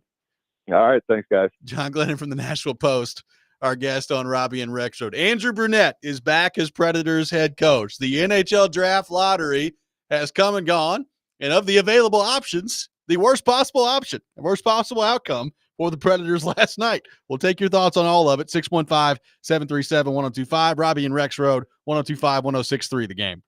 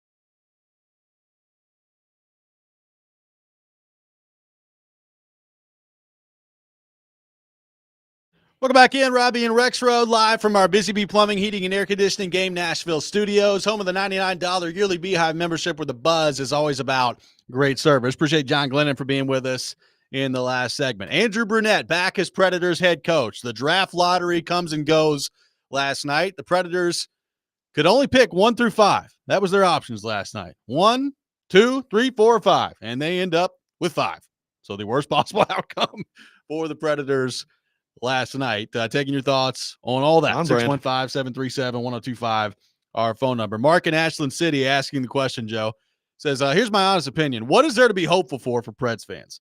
This year was a complete failure, and it feels like we're stuck. The same coach, probably a similar roster unless they swing a major trade or two, and the worst possible draft lottery. I feel like there is real danger of apathy forming in the fan base. Are pro sports in this city cursed? This from Mark from Ashland City. What do you make of that question from Mark?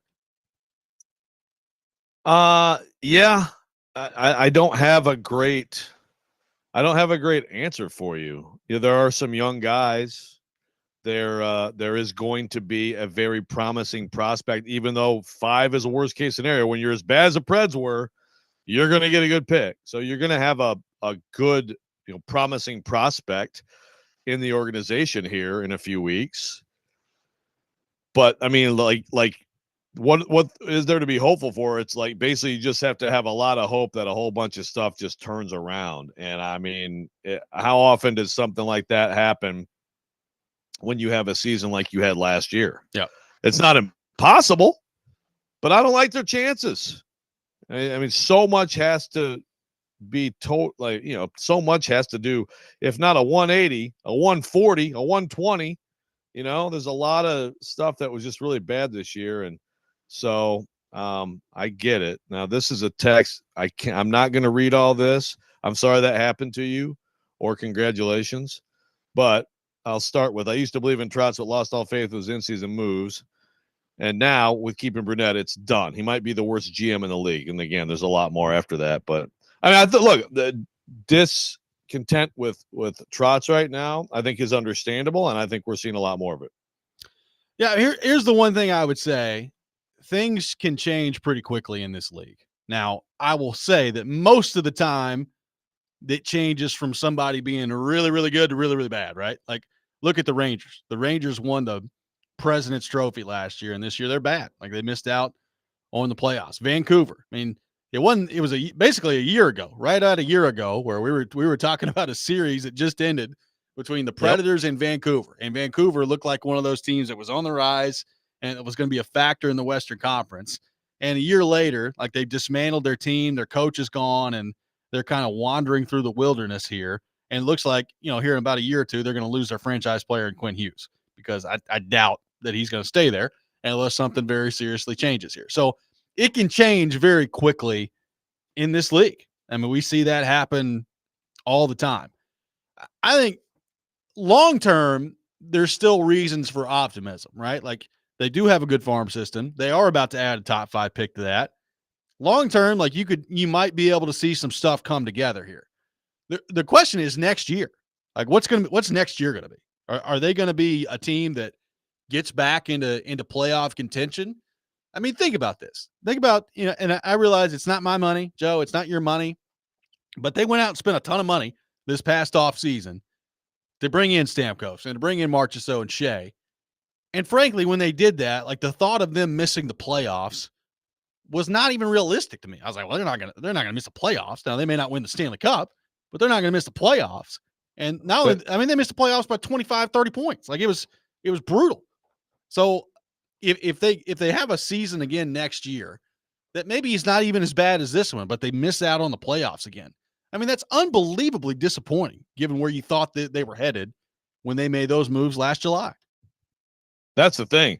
They can be bad, so-so, 500-ish for a while next year. And it's like, well, they've made some progress, but it's absolutely not acceptable, and it's just, it would be terrible. Yeah. Last year we were talking about, after all the moves, we were like, well, what is success? I mean, we had segments about that. It's like, well, certainly winning at least one playoff series, like, you start there. And I think, I might have said they got to get to the conference finals this year. I mean, again, like you said, then look at the reality. Adam in Portland says the definition of irony. Preds finally turned the corner, made it further than ever before, but only after firing Barry Trotz, the guy now refusing to make a coaching change. I will point out to you, Adam, Barry Trotz has won a Stanley Cup. The Nashville Predators have not. Yes. I mean, I think people make too much of the Trotz thing as a coach. Like, it was time to move on, right? But Trotz is demonstrated to be a good coach. Like, he's a Hall of Fame level coach. So there is that part of it that you've got to remember. Now, again, as a GM, I don't know. There's a big difference between being a coach and a GM. And right now, the early returns on a GM don't look very good. And we're going to see if his patience and his trust and loyalty to Andrew Brunette, does it pay off? Or is this going to end up being a colossal mistake for him that ends up costing him his job? I think that's where we're at right now, Joe. If this doesn't work, I'm not saying if it doesn't work with Brunette, and let's say they move on quickly next year, that automatically means it's the end for Barry Trotz, because I don't believe that's the case. But this is a pretty big gamble from Barry Trotz, sticking with Andrew Brunette and going the unconventional route, as you say. I think very few organizations would do this. I think he would be fired at a lot of places. So is it going to work out? Is he going to be right? And again, I get back to next season. I'm not worried about 5 years from now. I'm not worried about 3 years from now, when hopefully all these young pieces come together if things go well for you. What about next year? Does next year's team have any shot to be competitive? And I'm not even talking about just getting back in the playoffs. You want it to be a threat in the playoffs. That's what Barry Trotz said. Is that realistic for this group heading into next year, based on what we've just seen? And what has to happen this offseason for them to get there that's within the point of realism? Yeah.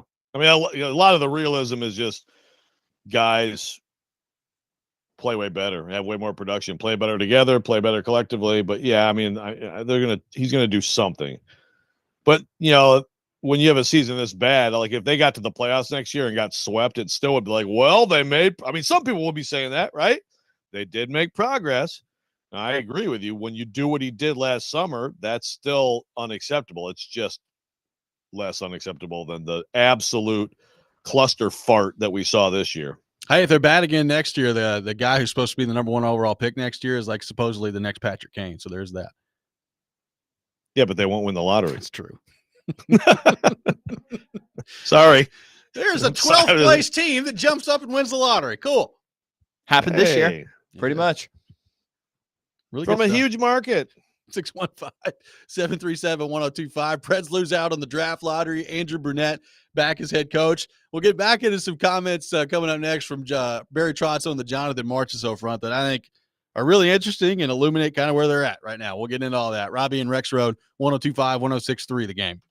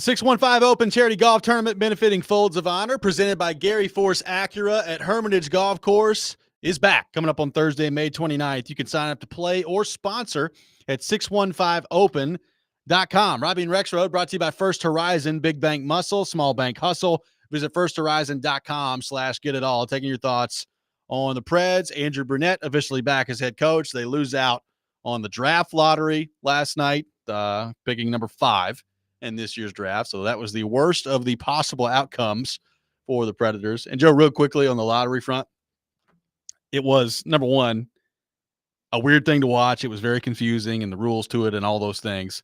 But when they ended up and it was clear that they were getting number 5, I thought to myself, oh, of course. And then I looked at it even further. So with the Utah jumping up to 4, Utah could only move up 10 spots when they won that second pick. So they were only eligible to get up to number 4. So that meant that because of the draft order, San Jose only dropped 1 spot to 2.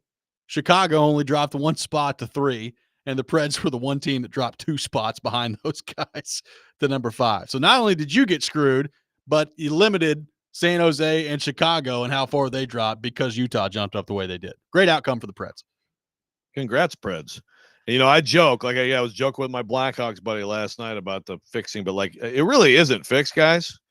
Like, I mean, this is we'll go back to perma rant that I've done like 8 times. Like the reward for the NHL for like New York getting a great player, Chicago, and again, this isn't even like a year where like there's a Bedard or somebody like that. Right.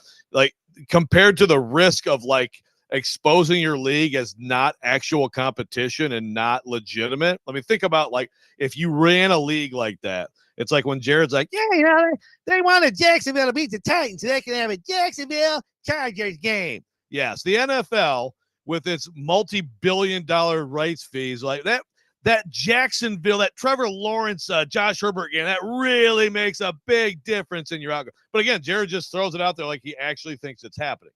This is idiocy, people. So let's not engage in it. McDavid Okay? plays in Edmonton. Gretzky played in Edmonton. Yeah. They screwed themselves big time there. The fixing did not work that night. It did not. It did not.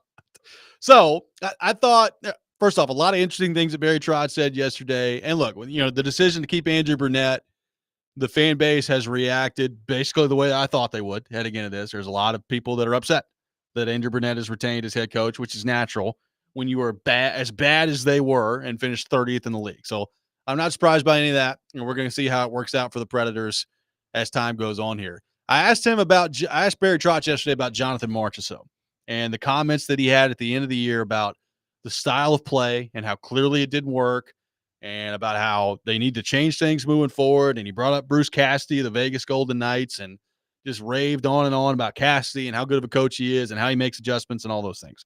So we talked a lot about that in the aftermath of Marchessault's comments.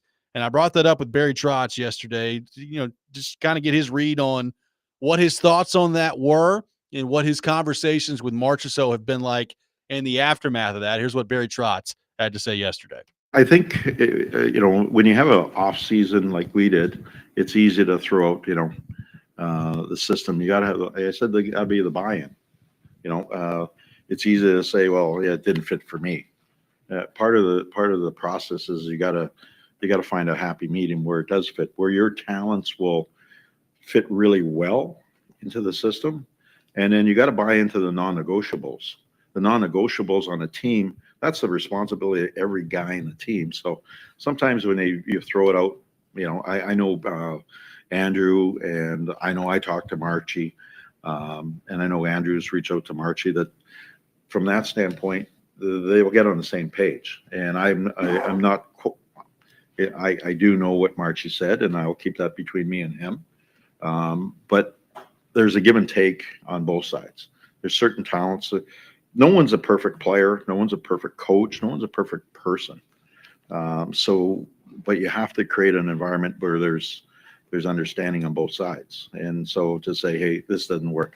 There's certain things about the way we played that Marchie would like to play a little differently. And so he voiced his opinion, I'm sure, on it. And he's talked to Bruno on it. Bruno's a smart hockey guy. He's going to do what's best for the group in the winning. So But getting all that information is part of being a coach, is part of being the feel where your team is. As a coach, I made adjustments every year. So I thought that was a really interesting response from Barry Trotz, Joe. What did you make of Trotz, what he had to say in response to my question about Jonathan Marchessault there? What kind of stood out to you from that answer? Really, the question, I thought it was genius. Thank you. And I think that you elicited quite a response there. Yeah, look, there's clearly some there's clearly some, I think, disagreement or conflict, not just with like Brunette Marchessault, but I think with Trotz and Marchessault. And when you talk about, like you said, Robby, you said it earlier on the show, buy-in. It's a very frequently used term yesterday, but non-negotiables is a term that to me speaks to, I don't care what system you're in, bust your ass out there, right? Like that, and I feel like to me that's a subtle way of saying, yeah, like we can work on stuff, figure it out, a little back and forth. Obviously, Brunette did some things this year, but also like, is your desire there? Like, are you throwing it out there for your teammates and for everyone, or are you going to sit there and cry about it? I mean, maybe I'm being a little harsh with that, but I think there's a little bit of that in what he said. I agree, and I brought it up earlier. I thought back immediately to what Steven Stamkos had to say when I asked him about Marchessault and his comments on the system clearly not working and needing to change things as they move forward.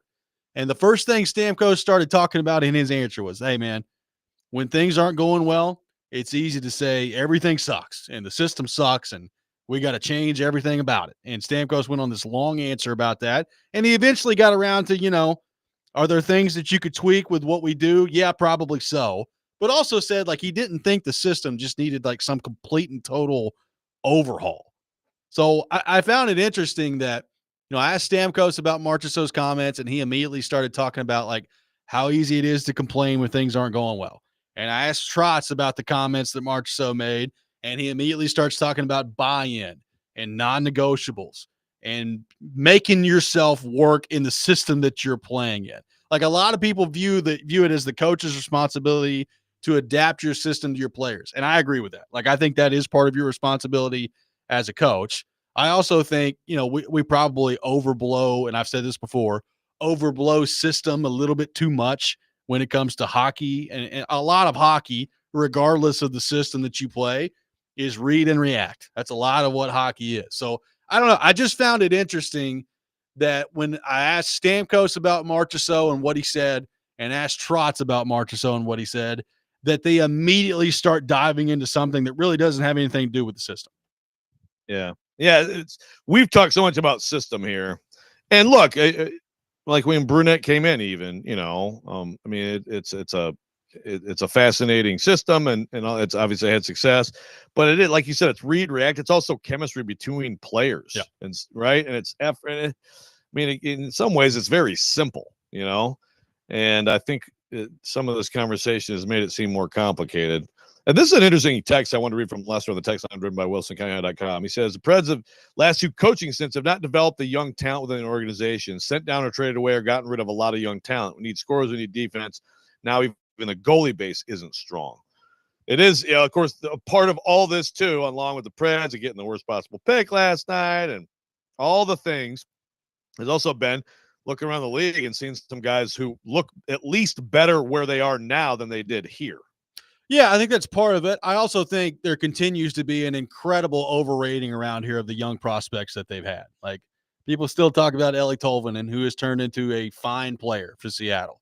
And they talk about Philip Tomasino, who has turned into an okay player for Pittsburgh. But the bottom line is they really haven't had very good young talent. Like, there's also that, right? Like the bigger picture is their inability to identify talent, right? With like people over a long period of time, especially forward. And that's what I'm probably more concerned about is that going to change moving forward? Now, some of it, look, they went through a stretch from 2016 on to about 2020, 2021, where they were trading a lot, right? Like they were trading a lot of picks and they were in their window and they were trying to win. And eventually, when you do that, like that catches up to your farm system. So they've been trying to play catch up with their farm system over the past few years, and I think they've done it. Like, they've developed a good farm system. However, like Joe, I look at Matthew Wood, I look at Molendijk, I look at LaRue, Svechkov, Surin, and I have the same question that I've had for a while with him. A lot of those guys look like they could be good. Are any of those guys game changers? Is there one of them? Like, do they have any of those guys that are game changers? So again, like, I'm not saying the Predators have had bad talent, but I think part of why they've not had a lot of young talent come in and be impactful players is because they have not made good choices with the young talent that they brought in the first place. Right. So, okay, guys, okay players spread out around the league. At times it's like, well, that still would be better than we have now. So I get that. But yeah, what difference maker have you lost? And what difference maker do you have coming? Maybe there's somebody, maybe a Wood, right, at some point. But at this point, it seems like some more pretty good guys who are in there. And Like, that's not gonna get it done. The one guy in the last 10 years who I would say that you drafted, tried to develop, and you took with a high pick, and I'm talking first round pick, was Kevin Fiala. And you drafted him and you traded him away. But you knew at the time, like David Poyle, I remember he said the day that they traded him, that, man, Kevin Fiala is going to be a good player. Like 11th overall. Yeah, like they knew what they were getting. They knew what they were trading away, and he's gone on since then and has turned into a really good player. Like, Fiala had 85 points a few years ago in Minnesota. He's been at 72, 73 his first couple years in LA. Yeah, he was at 60 this year. But he scored 35 goals this year. Like, they knew what they were trading away when they did that. But the point was they brought in Granlund at the time and they were going all in with that group. So when you do that, like, that's the risk reward. But that's like the one guy to this point that they've traded away that I would classify as a true difference maker. That would be the guy. Yeah, and that was the year after the President's Trophy. They lose to Dallas, but that was an absolute go all in, go for it right now year. 615-737-1025, our phone number. More thoughts to get to on the Andrew Brunette and draft lottery front from the Predators yesterday. This is Robby and Rexrode, 102.5, 106.3 The Game.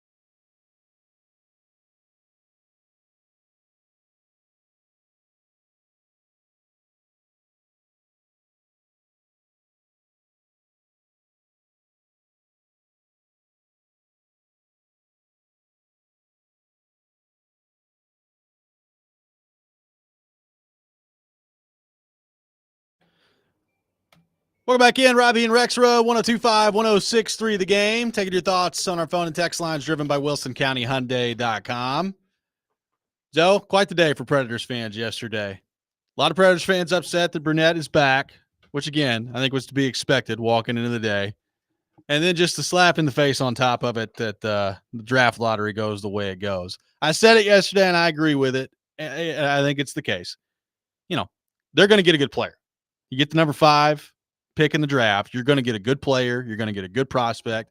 Whoever they pick is probably going to be the top prospect in their system as they move ahead here.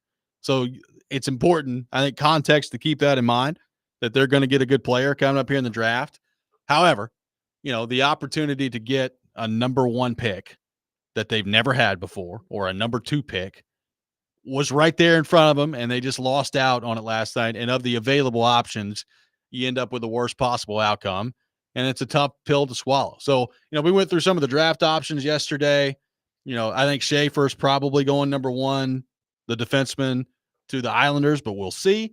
Misa, could he be involved there? What does that look like? Does a guy like Hagen slide in the draft? Could he get down to you at number 5? If not, what are the options that are there? I still like a couple of the options that could be there. So they're going to get a good player, but it is, there's a difference between the number 5 pick and potentially the number 1 pick that we could have been talking about all show long today. So there's some percentage of this fan base, Robby, that 1, likes Burnett and is happy he's back, and 2, was terrified of the idea of that this franchise was going to take another defenseman if they got the top pick, and is a huge fan of Roger McQueen, and now sees Burnett back. Awesome. Now that we're going to get McQueen 6'5", I don't care about that back injury. He's going to be the best player in this draft. Right? I'm sure there's somebody out there. Yeah. We need to hear from you. I need to know the percentage of the fan base that's happy about both outcomes. Thank God they're not taking the defenseman. Now, I did see some of that yesterday of what if they got number 1 and they were like, yeah, we're taking Matthew Schaefer. Yeah. That's why we were talking about 2 would have been great, 2 or 3. 2 with San Jose Schaefer finishing number 1. San Jose would have taken Schaefer. That would have been good. Right. Now, again, you also probably could use a great player who even a defenseman in the years to come. But I get it. I mean, the center search has gone way too long. So I think that they're going to come away likely with someone who could potentially be that person. Maybe not right away, but could potentially turn into that person. So it's still pretty good outcome. Pretty good outcome, and we'll see exactly who that is and who's available at number 5 in the draft. Joe, real quickly to kind of wrap up the discussion today. We've talked so much about Burnett and offense and the forwards and all that. One thing that Barry Trotz harped on yesterday that I think is going to be a priority for him this offseason, that I do think you might see him dabble in free agency about. We talked about him talking about, the free agent pool is not that great. Doesn't mean he's going to be totally inactive in free agency. It's not going to be like last year. I think we know that. Clearly, they need to fix their defense core. We talk about the inability to score and the struggles with UC Saros, and all those things are valid, but their defense core and their defensemen this year were awful. Which is, by the way, when you have all 3 of those problems, how you end up 30th in the league. So there's a lot to fix. But I think clearly one takeaway yesterday, Joe, was Barry Trotz is going to try to revamp this defense core this offseason. And we'll see how much of that comes from the outside, how much of that is internal, but that's clearly going to be a priority. So in other words, Matthew Schaefer would have been nice. Matthew Schaefer would have been nice. We'll see what that but ends people up would have been mad. Oh, there would have been a lot of people mad, and I get it. Good fun show today. Really appreciate the participation. We'll be back at it coming up at 6 a.m. tomorrow. Jason Big Joe is coming up next. Hope everybody has a wonderful rest of your day. You're listening to 102.5, 106.3 The Game.